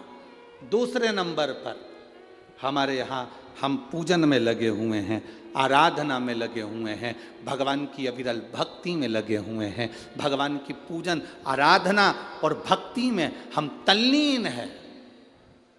और दूसरे नंबर पर उस पूजन करते समय पर तुम्हारे घर की बहन बेटी तुम्हारे दरवाजे पर आ जाए तो समझ लो पूजन सफल हुआ है।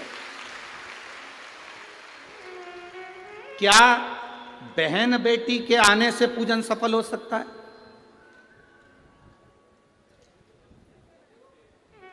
कहां लिखा हुआ है महाराज जी? आप इतनी बड़ी बड़ी बातें कहते हो। पूछने वाले पूछ सकते हैं, कहने वाले कह सकते हैं, आपने कैसे कह दिया कि बहन बेटी के आने से सफल हो जाता करे? तो आप उठाओ, हिमालय राज का बेटा बाणासुर से दोस्ती कर लेता, माता पार्वती का भाई बाणासुर से दोस्ती कर लेता है, और दोस्ती कर लेता है तो उसके चुंगल में फंस जाता है, बाणासुर के चुंगल में भाई संकट में आ जाता है। आज हिमालय राज और मैनावती दोनों बैठकर भगवान की आराधना कर रहे थे, इतने में पार्वती का आगमन हो जाता है। पार्वती ने आते से ही देखा, पिताजी आप आराधना कर रहे हो, पूजन कर रहे हो, किस लिए, क्यों? मैनावती ने कहा तेरा भाई संकट में घिरा हुआ है। पार्वती ने कहा क्यों चिंता करते हो, क्यों चिंता करते हो? पिताजी मैं आई हूं ना, चिंता मिटा दूंगी, चिंता मिटा दूंगी, आप चिंता ना करें। क्या हुआ? बाणासुर तेरे भाई को कष्ट दे रहा। बेटी पार्वती ने संकल्प ले लिया, उस बाणासुर का अंत मैं करूंगी। ना भगवान ब्रह्मा बाणासुर को मार सके, ना भगवान कृष्ण बाणासुर को मार सके। बाणासुर की कन्या भगवान कृष्ण के पास में, वहां उनके पौत्र के पास में गई, भगवान कृष्ण का युद्ध बाणासुर के साथ हुआ, हजार भुजा, तो बाणासुर को भगवान कृष्ण नहीं मार सके। बाणासुर को न नारायण मार सके, न ब्रह्मा मार सके, बाणासुर को न शंकर मार सके, क्योंकि शिव ने तो वर दिया था। बाणासुर को केवल मारा है तो माता पार्वती अर्धकुंवारी बनकर संहार कर कर चली जाती। कोई तुमसे पूछे कि सियोर वाले महाराज ने कहा कि बहन बेटी के पूजन करते समय अगर बहन बेटी आ जाती है, पूजन करते समय हमारे घर की बहन बेटी, तुम्हारे कुल की बहन बेटी, तुम्हारे घर की बहन बेटी तुम्हारे दरवाजे पर आ गई, भले तुम उसको कुछ दो मत दो, पर बहन बेटी अगर तुम्हारे पूजन के समय पर तुम्हारे क्यों आप लोगों के ऐसा नियम है कि नहीं हमको नहीं मालूम। हमारे यहाँ तो ऐसा नियम है कि जब भी घर में कोई बड़ा आयोजन होता है, शादी होती है, फंक्शन होता है, कोई उद्यापन होता है, कोई चीज़ बड़ी करते हैं, तो सबसे पहले फ़ोन बहन बेटी को लगाते हैं कि हमारी बहन हमारे यहाँ आए, हमारी बेटियाँ, हमारी नंदे हमारे यहाँ आए, हमारी बुआ हमारे यहाँ आए। अब पूछोगे गुरुजी ये प्रसंग बहन बेटी को बुलाने का तो भगवान कृष्ण के यहां से चालू हुआ।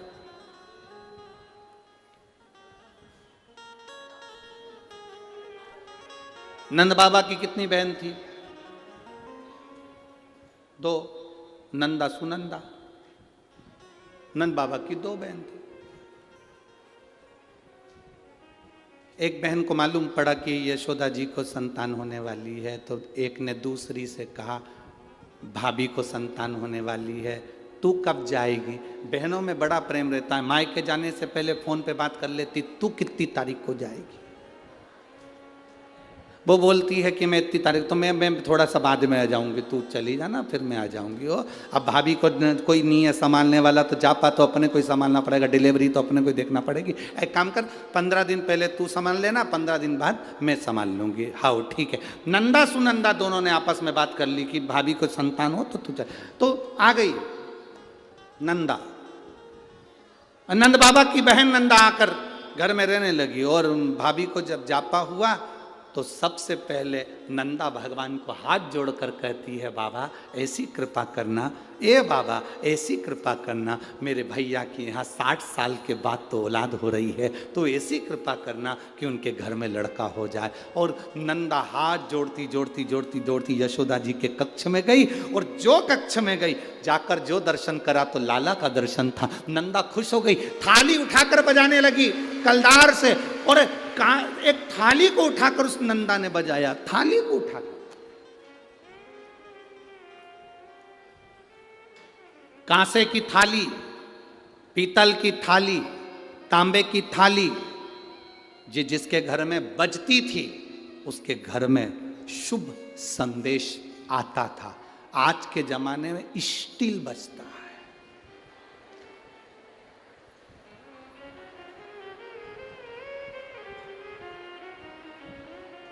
अब तो स्टील भी गया, प्लास्टिक, अब वो बजता है।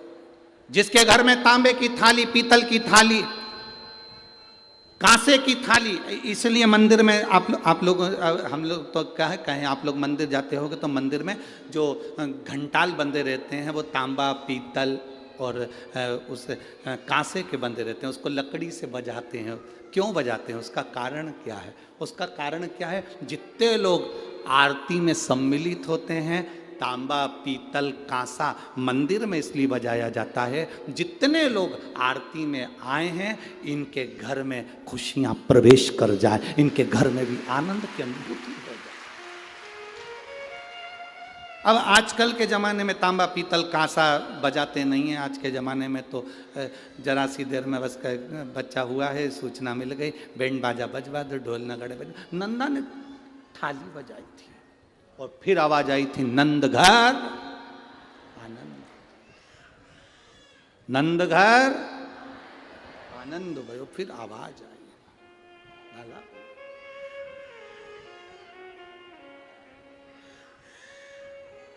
शिव तत्व कह रहा। पूजन करते समय, भजन करते समय, स्मरण करते समय, आराधना करते समय, भगवान को भजन करते समय, तुलसी को जल चढ़ाते समय अगर ये 3 का आना तुम्हारे दरवाजे पर हो जाए, समझ लो तुम्हारा पूजन सार्थक हो गया, तुम्हारा भजन सार्थक हो गया। भजन सार्थक।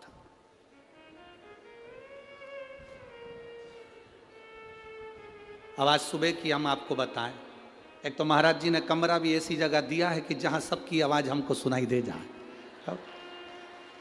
अब आज सुबह की सुन लो, तुम बोल दे पक्का। अब सुबह की बात, सुबह मॉर्निंग वॉक पर उठे, सुबह सुबह का समय था, घूम रहे थे, इतने में 2 जीजी और 2 जीजा। अब वो हमारा जो कमरा है उसी के पास में, वहीं पर थोड़ी दूर पे कॉम्प्लेक्स बना हुआ है, देखा है ना तुम लोगों ने? हाँ, तो 2 ही जीजी जीजा उसे बोली, अरे बाप पानी तो आ ही नहीं रिया। इतना में जीजा बोला, थोड़ी देर में नल चालू हो जाएगा, तुम चिंता मत करो। अब अंदर कौन बैठा है? ददरउआ धाम श्री हनुमान जी महाराज। अब इनने तो जीजा से कहा था, अब इनको क्या मालूम था कि अंदर भी एक जीजा है, वो साधारण थोड़ी ना। अब इनकी टंकी का तो नल खुद गया, उसने ऊपर का चालू कर दिया, धड़ धड़ धड़ धड़ धड़। सवेरे 5:30 बजे की घटना, और जो पानी गिरना चालू हुआ, जो पानी, इतने में दोनों जीजी जीजा से बोली, ये कहां से आ गया? अब ये उन जीजा से बोल रही थी, वो मालूम पड़े वो भीतर वाले ने, उसने टंकी का नल खोल दिया। जो पानी गिरना चालू हुआ, थोड़ी देर का आया, 15-20 मिनट पर जीजी हो नहाली, और जीजा हूँ भी नहा नुहा के कंगी पाटी पाड़ के हम उधर घूम के उधर आए, तो वो चिल्ला के बोले, श्री शिवाय। यहीं बैठे होंगे वो चारों जीजी जीजा, हो यहीं बैठे होंगे, ऐसा हो ही नहीं सकता कि यहाँ नहीं हो, यहीं बैठे होंगे वो चारों, और वहीं से चिल्ला रहे, श्री शिवाय। हमने कहा आ गया, सुनता है वो। उसको कहते हैं ददरउआ धाम का श्री हनुमान, साधारण नहीं, सुनता है, सुन लेता, तुरंत सुना। महाराज, भक्ति जितनी प्रबल हो, विश्वास, आपने दिल से कहा, उसने दिल से सुना। सफलता देता है बाबा, सफलता, क्या ना। तेरी कृपा बिना ना हिले एक भी, लेते हैं श्वास तेरी कृपा से। पूजन करते समय, भजन करते समय, स्मरण करते हुए, नाम जाप करते हुए 3 का दर्शन हो जाए, तुम्हारे दरवाजे पर आ जाए, जीवन की सफलता मानना, पूजन सफल मानना। पहले नंबर पर जम के बोलो गौ माता, दूसरे नंबर पर बहन बेटी, और तीसरे नंबर पर हैं संत गुरुजन, जो निष्कपट भाव के, जो तुम्हारे दरवाजे पर कुछ मांगने नहीं आए हैं। जो मांगने आए हैं वो नहीं, पूजन करते समय तुम्हारे दरवाजे पर कोई संत, कोई ब्राह्मण, कोई गुरुजन, कोई भक्त ऐसा आ जाए जो मांगने नहीं आया, फिर बस तुम्हारे सामने तिलक लगाकर भक्ति में डूबा हुआ, भजन में डूबा हुआ वो तुम्हारे सामने आ जाए, समझ लो कि तुम्हारी पूजन सफल हो गई। मांगने नहीं, मांगने नहीं, केवल आया, भजन गाया, सीताराम कहा, हर हर महादेव कहा, श्री शिवाय नमस्तुभ्यम कहा, जय श्री हनुमान जी कहा, और वो अपना चले गया। तुम्हारे दरवाजे पर मांगा नहीं उसने।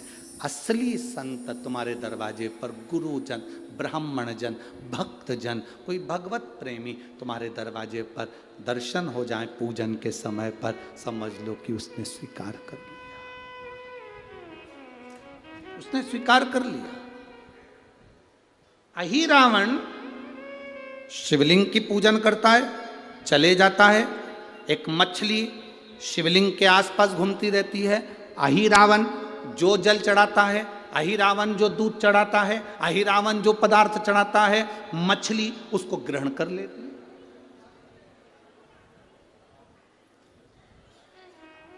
माता सती कोयल बनकर शिव की आराधना कर रही है।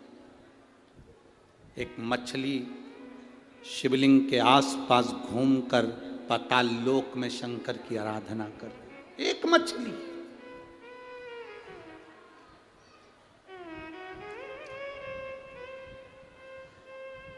आपको लगता होगा आप व्रत करते हो, आपको लगता होगा मैं उपास करती हूं, मैं व्रत करती हूं, मैं साधना करती हूं, मैं भजन करती हूं। कभी अंदाजा लगा कर देखना, शास्त्रों में प्रवेश कर कर देखना, हमारे यहाँ के पशु पक्षी भी व्रत करते हैं। हमारे यहाँ के पशु पक्षी भी व्रत करते हैं, साधना करते हैं, उपास करते हैं। ये भारत की भूमि कोई साधारण भूमि है? भजन में डूबे रहते हैं। इसीलिए तो कहा है महाराज, जिसको मंत्र आवे उच्च स्वर में बाबा से प्रार्थना करना, दिल से बाबा से निवेदन करना, भाव से, भगवान शिव से भाव से करना।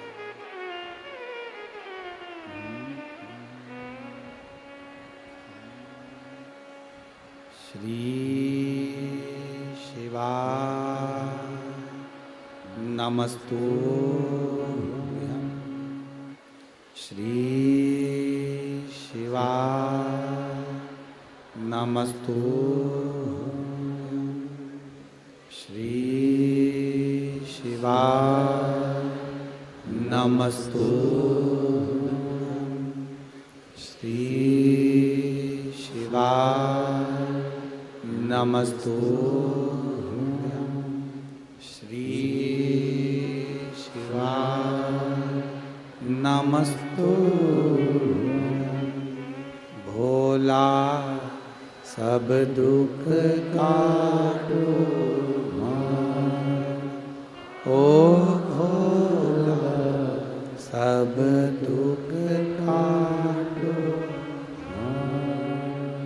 शिव शंकर जपो तेरी माला, भोले बाबा जपो तेरी माला, भोला सब दुख काटो मारा।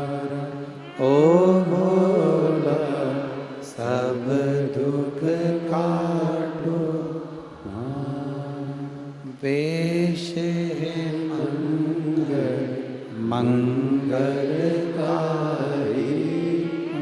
इष्ट है मंगल मंगलकारी, शमशान वासी हमारा,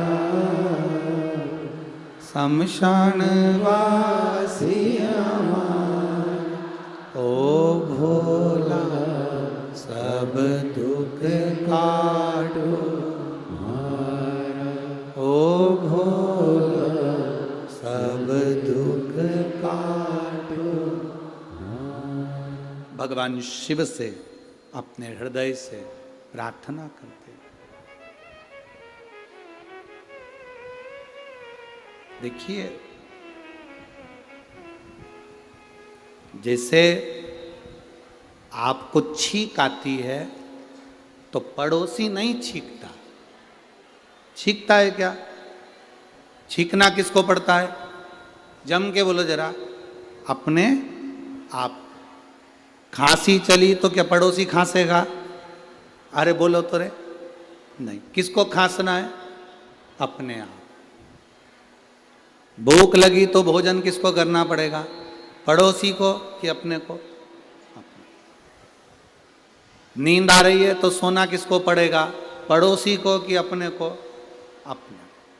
खांसना अपने को है, छींकना अपने को है, सोना अपने को है, खाना अपने को है। तो दुख आप पर आया है तो कोई दूसरा नहीं मिटाएगा, मिटाना भी खुद को पड़ेगा भगवान शंकर की भक्ति कर कर। सियोर वाला महाराज नहीं मिटाएगा, ये बिल्कुल अंदाजे से निकले। ये मत सोचना कि सियोर वाले महाराज के पास में जाएंगे तो दुख मिट जाएगा। ना ना ना, सियोर वाले महाराज का दुख तो खुद भोलेनाथ मिटाता, तो तुम्हारा दुख क्या सियोर वाला मिटाएगा? तुम्हारी भक्ति, तुम्हारा भजन, तुम्हारा कीर्तन, तुम्हारा मंत्र जाप, तुम्हारा स्मरण, तुम्हारा चढ़ाया गया एक लोटा जल, शंकर भगवान के मंदिर में करी गई सेवा तुम्हारा दुख मिटाएगी, कोई दुनिया में नहीं मिटा। इस भ्रम में मत रहिएगा कि कोई तुम्हारा दुख मिटाएगा। खांसी तुम्हें चली है तो खांसना तुम्हें है, छींक तुम्हें आई है तो छींकना तुम्हें है, नींद तुम्हें आई तो सोना तुम्हें है, भूख तुम्हें लगी तो भोजन तुम्हें करना है। दुख तुम पर आया, कर्म की गति के अनुसार ये दुख संसार में सब पर आता है। राम जी पर दुख आया तो उन्होंने खुद आगे रहकर मिटाया, भगवान कृष्ण पर दुख आया तो उसमें वो खुद आगे रहकर अपने दुख को मिटाया। भजन बढ़ाओ, स्मरण बढ़ाओ, तुम्हारी भक्ति बढ़ाओ, शिव के प्रति प्रेम बढ़ाओ। क्या पशु पक्षी भजन करते हैं? मछली घूम रही है अहिरावण के यहाँ, अहिरावण उठकर चले जाता है, मछली शिव जी के आसपास में जो चढ़ाया गया सामान था वो मछली उस पदार्थ को ग्रहण कर लेती है। उस मछली ने पदार्थ को ग्रहण करा। एक दिन अहिरावण कहीं चले गए। बहुत विशेष कथा है शिव महापुराण की, शायद आप लोगों ने सुनी ना सुनी वो हमको नहीं मालूम, और बहुत ध्यान लगाकर सुनोगे तो उस कथा का रसतत्व आपको प्राप्त हो। ददरुआ धाम सरकार के इस पवित्र आनंद में ये कथा चल रही है, आप भाव से सुनो। पूरे आस्था चैनल और पूरे फेसबुक यूट्यूब पूरे विश्व को कहूंगा इस कथा का रसतत्व अपने जीवन को उतारिए। क्या पशु पक्षी भजन करते हैं? शंकर जी के मंदिर में चींटी का क्या काम है? हनुमान जी के मंदिर में चींटे का क्या काम है? झिंगुर का क्या काम है? चूहे का क्या काम है? भगवान के मंदिर में ये जीव, ये चींटी, ये झिंगुर, ये चींटा, इनका क्या काम? महाराज, कोई पुण्य करे होंगे पूर्व के, अपने कर्म को भोगते भोगते भोगते चींटी का जन्म मिल गया। चींटी बनकर किसी भगवान हनुमान जी के, राम जी के, शंकर जी के मंदिर में चली गई और जाने के बाद उनका प्रसाद मुख में गया तो चींटी की योनि के बाद में झिंगुर की योनि होती है, वो योनि नहीं मिली। चींटी की योनि के बाद भगवान का प्रसाद पाते पाते मनुष्य की योनि में चली गई। डायरेक्ट वो योनि प्राप्त हो गई। डायरेक्ट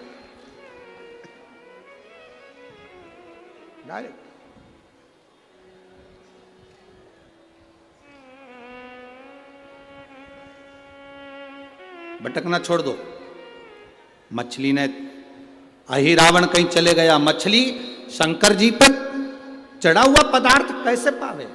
मछली का संकल्प था, शिव जी के चढ़े हुए प्रसाद को ही वो ग्रहण करती है, शंकर पर चढ़े हुए अभिषेक के जल को ही वो ग्रहण करती है। अब मछली तड़पने लगी।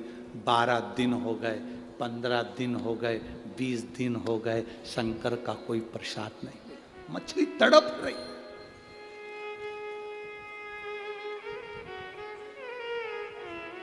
आपको केवल आपकी चिंता है, आपको केवल आपकी चिंता है, मेरे विश्वनाथ को पूरे विश्व की चिंता है।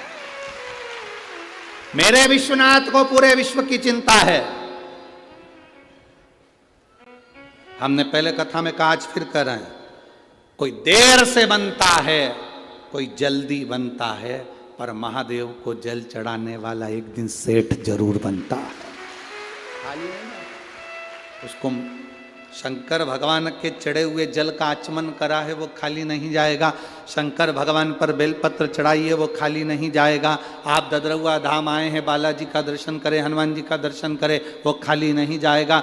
जहां जगह मिली, आज इस पंडाल में कहीं जगह नहीं है, मैं कहूँगा आस्था चैनल वालों से और टीवी वालों से और कि दर्शन कराएं। आज इस पंडाल में कहीं जगह नहीं, 3-3 पंडाल लगाने के बाद बाहर ग्राउंड तक फुल है, तो लोग रोड पर बैठे हैं और ये पंडाल के पर्दे तक निकाल कर कथा में झूम झूम कर आप चारों तरफ देखो कि चारों तरफ से लोग भरे पड़े हुए हैं। कहाँ जगह? लोग रोडों पर, आप टीवी के माध्यम से, एलईडीओं के माध्यम से देखिए, पूरे ग्राउंड में कहीं जगह नहीं पांव रखने, रोडों पर लोग बैठे हुए। कहां बैठे हुए? कोई लेट बनता है, कोई जल्दी बनता है। महादेव को जल चढ़ाने वाला एक दिन सेठ जरूर बनता है। वो बनेगा, निश्चित था, खाली नहीं था। आप लोग एलईडी पर दर्शन कर रहे होंगे, अपार भिंड जिले के इस ददरुआ धाम में स्वयं हनुमान जी महाराज तुम्हें झाला दे देकर बुलाते हैं शिव पुराण की कथा। स्वयं महाराज जी का जो संकल्प रहता है कि कथा साल में एक बार कोई महाराज आते रहें, संत आते रहें, गुरुजन आते रहें, ब्राह्मण जन आते रहें, कथा सुनाते रहें। महाराज जी का जो संकल्प है वो केवल खुद के लिए नहीं है, महाराज जी का संकल्प पूरे चंबल क्षेत्र को कल्याण करने का है, खुद के लिए नहीं। संपूर्ण चंबल क्षेत्र का कल्याण हो, संपूर्ण चंबल क्षेत्र का उद्धार हो।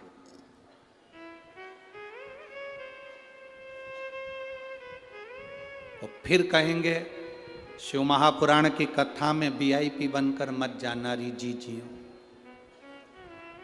शंकर की कथा में कभी तुम दूसरी जगह जाना तो भले वीआईपी बन जाना, राम कथा में जाओ वीआईपी बन जाओ, भागवत में जाओ वीआईपी बनो, गीता जी में जाओ वीआईपी बनो, मंदिर दर्शन करने जाओ वीआईपी बनो, मना नहीं, पर शंकर की कथा में वीआईपी बनकर मत जाना। बाबा का भक्त बनकर, उसके सेवक बनकर जाना, तो वो पल्लू भर भर कर देकर भेज देगा। कोई वीआईपी नहीं, कोई भी, उसका सेवक बनकर जाओ, उसके भक्त बनकर जाओ।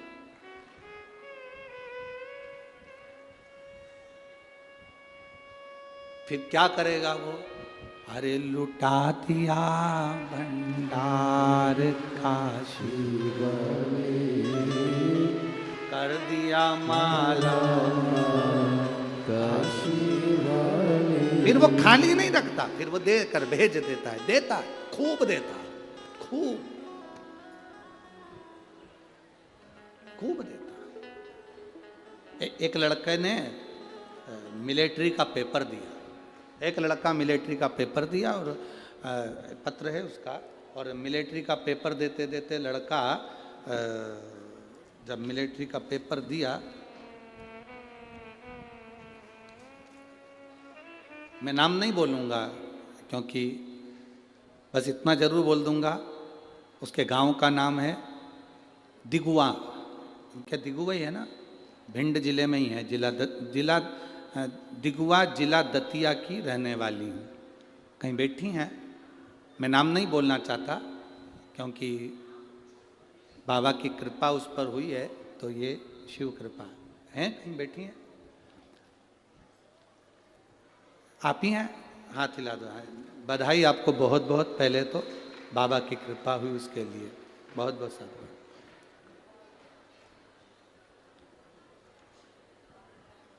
पत्र दिखाओ पर नाम ना दिखाओ, ठीक है। आए उसके लिए साधुवाद। एक बार फिर से हाथ हिला दो जी जी, बहुत बहुत साधुवाद।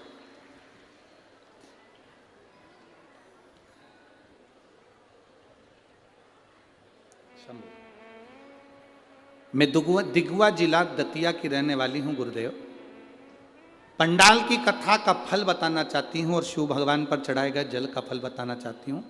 मेरा बेटा आर्मी की नौकरी के लिए अप्लाई करा, एक बार नहीं हुआ, दो बार नहीं हुआ, तीसरी बार उसका अप्लाई किया। अब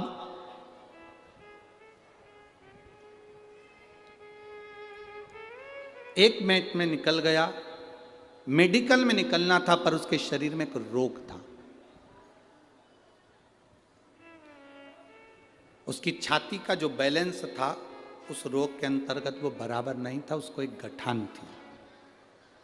अब गठान थी तो उसका ऑपरेशन होना था और ऑपरेशन वाले को उसमें सफलता नहीं मिलती आर्मी के अंतर्गत। अब करें क्या गुरुदेव? मैंने मेरे बेटे से कहा कि तू शिवजी पर जल चढ़ाया कर, वो सब समस्या का हल निकाल सकता है।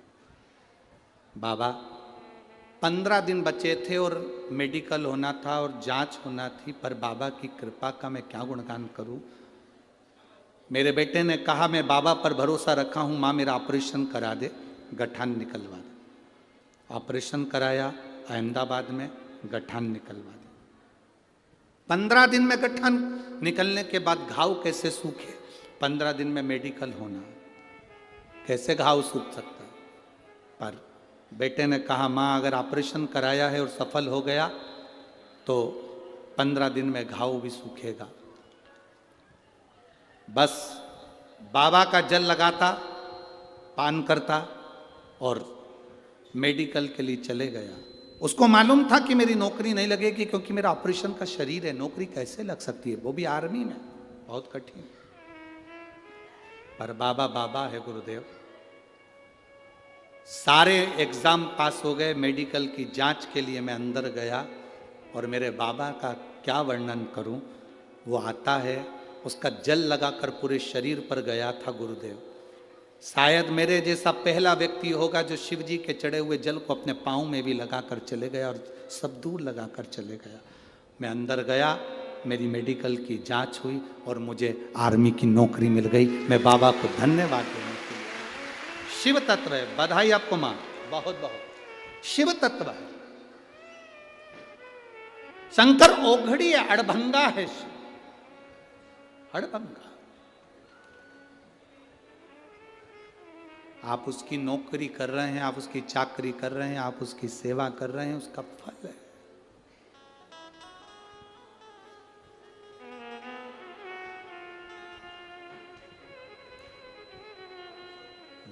मेरे भोले तेरा सहारा है,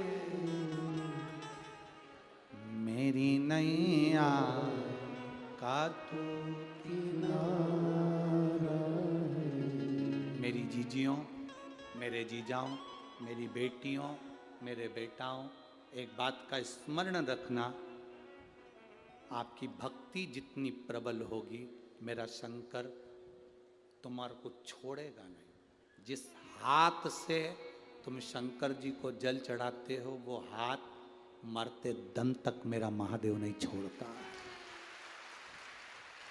मरते दम तक मेरा महादेव नहीं छोड़ेगा। शंकर पर जल चढ़ाया हुआ हाथ मेरा महादेव पकड़ लेता। पकड़ता। मछली ने संकल्प ले लिया कि मैं चढ़ा हुआ जल ही जो शिव जी पर चढ़ाया गया जो जल है, शंकर पर अभिषेक का जो पदार्थ है, शिव जी पे चढ़ाया गया अभिषेक की जो सामग्री वो लेते हैं, अभिषेक की।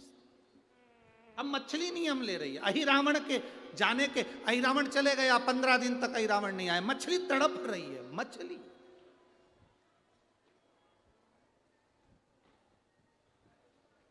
मछली तड़प रही।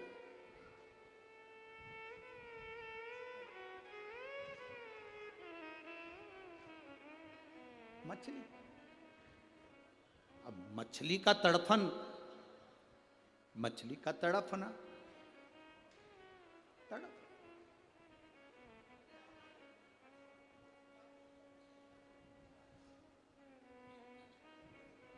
सब आपको भूखा देख सकते होंगे, सब आपको प्यासा देख सकते होंगे, सब आपको खाली हाथ देख सकते होंगे, पर मेरा महादेव ना आपको खाली हाथ देखता है, ना मेरा महादेव आपको भूखा और प्यासा देखता है।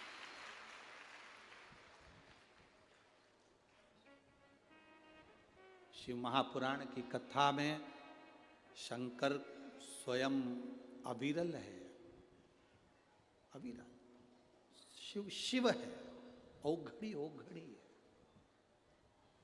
मछली तड़प रही थी। अब शंकर जी का चढ़ा हुआ पदार्थ उसको मिल नहीं रहा था। उसने नियम ले रखा था, मैं शंकर के अभिषेक का ही पदार्थ लूंगी, शिव जी का ही प्रसाद लूंगी, शंकर का।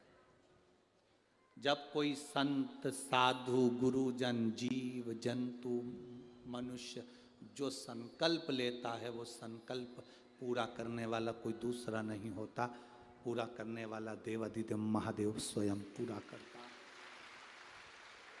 महाराज जी संकल्प लेते हैं कि साल में एक बार ऐसा बड़ा आयोजन इस चंबल क्षेत्र में हो। महाराज जी का तो संकल्प रहता है, अपने शिष्यों को सूचना कर देते हैं, ये बड़ा आयोजन हो रहा है, समझ जाओ, तैयारी करो सारा। महाराज जी ने तो प्रशासन को सूचना दी, सबको सूचना दी, सबके पास सूचना दी। इन सब के पास सूचना देने से पहले मेरा विश्वास मेरे महाराज जी के चरणों में है। महाराज जी आप सबसे कहने से पहले ददरउआ हनुमान जी से कहते होंगे कि बाबा ये कार्यक्रम है, उनसे कहते होंगे कि ये कार्यक्रम है और बड़ा आयोजन है, संभालना है आपको, कोई दूसरा नहीं। कौन संभाले? ए मेरी जीजियों, तुम्हारे घर का आयोजन होता है ना, तो तुम्हारा देवर संभाल लेता, जेठ संभाल लेता, बेटा संभाल लेता, भाई संभाल लेता। संत का कौन सा देवर है? संत का कौन सा जेठ है? संत का कौन सा ससुरा है?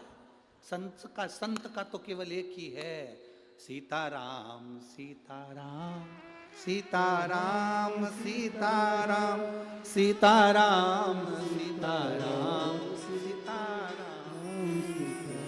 जब कोई समस्या आती है, संत उसी समय माला पकड़ कर बैठ जाते, सीताराम सीताराम।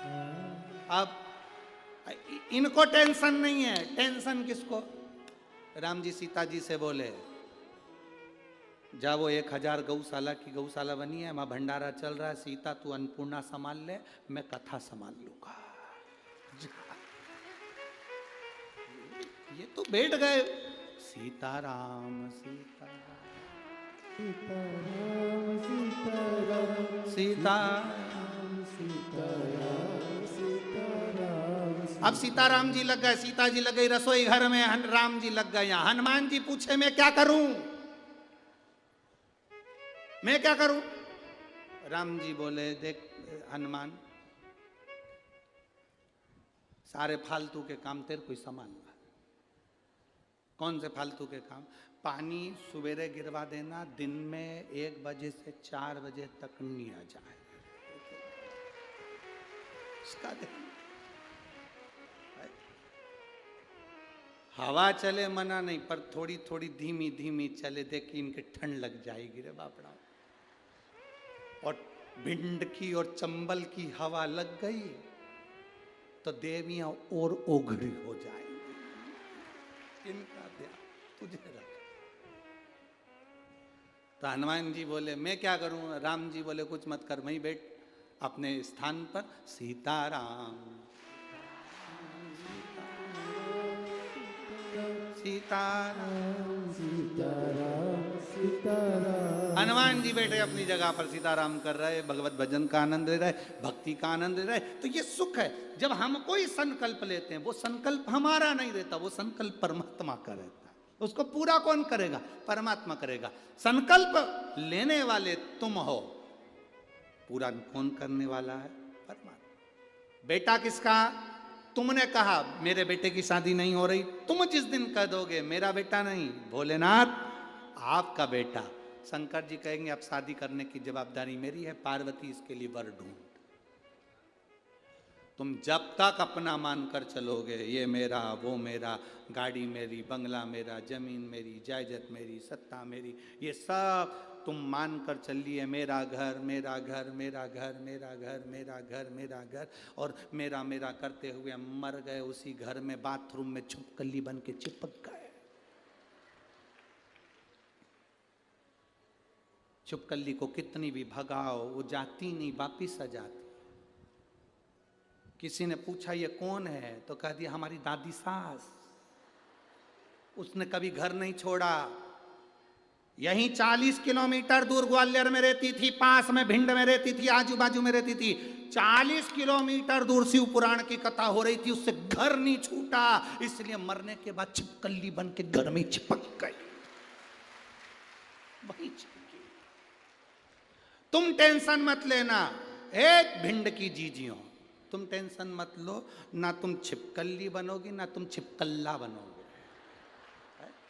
तुम चिंता मत करो, क्योंकि तुम अपना घर छोड़कर ददरवा धाम तक शिव पुराण सुनने के लिए आयो। घर छोड़ा यहां पहुंचे हो, जिससे घर नहीं छूटता, दुकान नहीं छूटे, परिवार नहीं छूटे, वो एक दिन आखिरी में मरने के बाद छिपकली बन के घर में चिपका रहे। कोई भी घर में रहे, छिपकली आंख फाड़ फाड़ के देखती रहे, कौन आया कौन गया, कौन आया कौन गया, कौन आया कौन गया, कौन आया कौन गया। अब तुम्हारे घर में भी जितनी छिपकली हो, उनको देख के सीख जाओ, ये कथा में नी गई थी इसलिए आज तक चिपकी है। और तुम चिंता मत करना, आज बिल्कुल बढ़िया साड़ी में पिन मिन लगा के जोरदार पल्लू और पटली लेके जाना, मैं छिपकली नहीं बनूंगी, क्या कुछ होगा। कथा सुनने गई थी मैं ददरवा दान, अब मैं नहीं बनने वाली, अब मेरे कथा का रास्ता तो मुझे मिल रहा, भगवत भजन मुझे मिल रहा, स्मरण मुझे मिला। तुम भी बस भगवत भजन, सीताराम सीताराम सीताराम सीताराम सीताराम सीताराम। स्मरण चित्त रखिए। मछली ने संकल्प ले लिया, शंकर पर चढ़ा हुआ ही खाऊंगी, इसके सिवाय कुछ नहीं। अब मुझे पेट भरने वाला महादेव होगा, इसके सिवाय कुछ नहीं। मछली शिवलिंग के आसपास भ्रमण करने, अहि रावण चला गया। समय आया, महादेव को चिंता व्यापने लगी। इस मछली ने इतना तप करा है, इतना तप करा है, मेरा मन करता है इस मछली को साधारण मछली नहीं रखना, इस मछली को सुख प्रदान करना है। और मछली के बच्चे जन्म लेंगे मर जाएंगे, और मछली के बच्चे कभी राज सिंहासन तक नहीं पहुंच पाएंगे। पर इस मछली पर शंकर की करुणा हो गई, शिव की कृपा हो गई। हनुमान जी गए लंका जलाने के लिए, लंका जलाई हनुमान जी ने, वापिस आ रहे थे पूंछ बुझाने के लिए। पूंछ बुझाने हनुमान जी आए, शरीर में पसीना आ रहा था, पसीने की बूंद। शंकर का एक रूप है हनुमान, 11वां रुद्र अवतार है शंकर का हनुमान। शंकर जी का ही समझ लो पसीना, हनुमान जी के शरीर का पसीना समुद्र में गिर गया। वो जाकर मछली के पेट में, भूख लग रही थी। मछली खाती क्या थी? जो शंकर के जल, जो शंकर जी पे शिवलिंग पर जो चढ़ता था, उसकी जो गंध मिलती थी, मछली उसे पाती थी। आज शिव के स्वरूप हनुमान जी के शरीर के पसीने की गंध मछली को लगा कि ये शंकर जी पे चढ़ा हुआ पदार्थ है, शिव जी के शरीर का पदार्थ। तो वहीं मछली हनुमान जी के शरीर के पसीने की बूंद को निगल गई। गर्व ठेर गया, गर्व ठेर गया।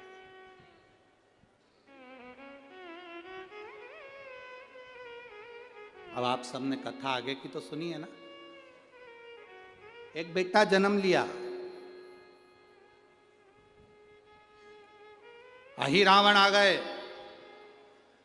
मछली पकड़ी गई, अहि रावण के सामने मछली का पेट फाड़ा गया। एक बेटे ने जन्म लिया, मकरध्वज, एक बेटे ने जन्म लिया।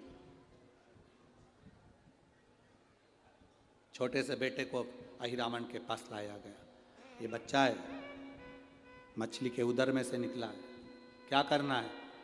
बड़ा करो इसको, पाल पोस के बड़ा करा। नीचे का भाग उस बच्चे का मछली का था और ऊपर का भाग बंदर का था, मकरध्वज। मकरध्वज नीचे से मछली का भाग था, ऊपर से बंदर का भाग था। दरवाजे का द्वारपाल बना दिया। पर शिव को जल चढ़ाने वाला, शंकर का चढ़ा हुआ जल पीने वाला, शंकर की भक्ति करने वाला क्या दरवाजे का द्वारपाल बनेगा? आया समय जब अहि रावण ने देवी को प्रसन्न करने के लिए, बलि चढ़ाने के लिए राम लक्ष्मण को लेकर आए। हनुमान जी उन्हें ढूंढते ढूंढते पताल में चले गए। पताल में गए, दरवाजे पर खड़े हुए उस मकरध्वज को देखा। मकरध्वज से हनुमान जी की गदा का स्पर्श हो गया। मकरध्वज बोल दिया, आप मेरे पिता हो। पूरी कथा सुना दी। भगवान श्री हनुमान जी महाराज प्रसन्न हो गए। अहि रावण को मारकर राम लक्ष्मण को लेकर जाने लगे। तब राम लक्ष्मण ने कह दिया, राम जी महाराज ने, ये साधारण नहीं, आपका पुत्र है, सिंहासन पर बैठना चाहिए। शंकर की कृपा से इस मछली का पुत्र राज सिंहासन पर बैठेगा और पताल लोक का मकरध्वज को अधिपति बना दिया। पताल लोक का अधिपति सिंहासन पर विराजमान किया गया। शंकर भगवान पर चढ़ाने वाला जल, फिर वही बात आ गई, कोई लेट बनता है, कोई देर से बनता है, कोई जल्दी बनता है। महादेव को जल चढ़ाने वाला एक दिन सेठ जरूर, खाली ना जाए। शिव की भक्ति कभी खाली नहीं जाती, शंकर की भक्ति खाली जा ही नहीं सकती। महाराज, जैसे सलाह और सहयोग, ये दो शब्द अलग अलग, ये दो शब्द अलग अलग हैं। कौन कौन से शब्द हैं? बोलो जरा जम के बोलो। पहले नंबर पर सलाह, दूसरे नंबर पर सहयोग।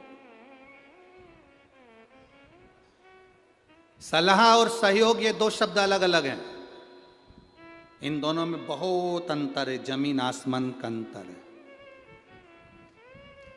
सलाह और सहयोग, ये दो शब्द अलग अलग हैं। दोनों में जमीन आसमान का अंतर है।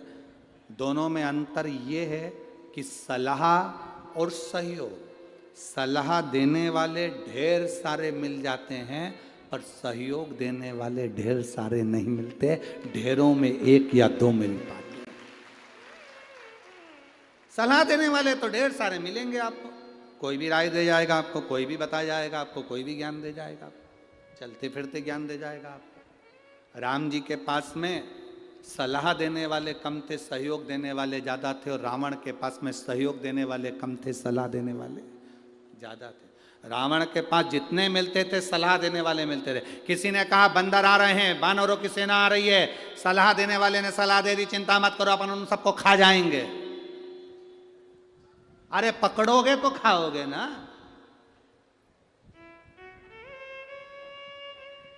जब वो पकड़ाई में नहीं आएंगे तो खाओगे क्या? खाक।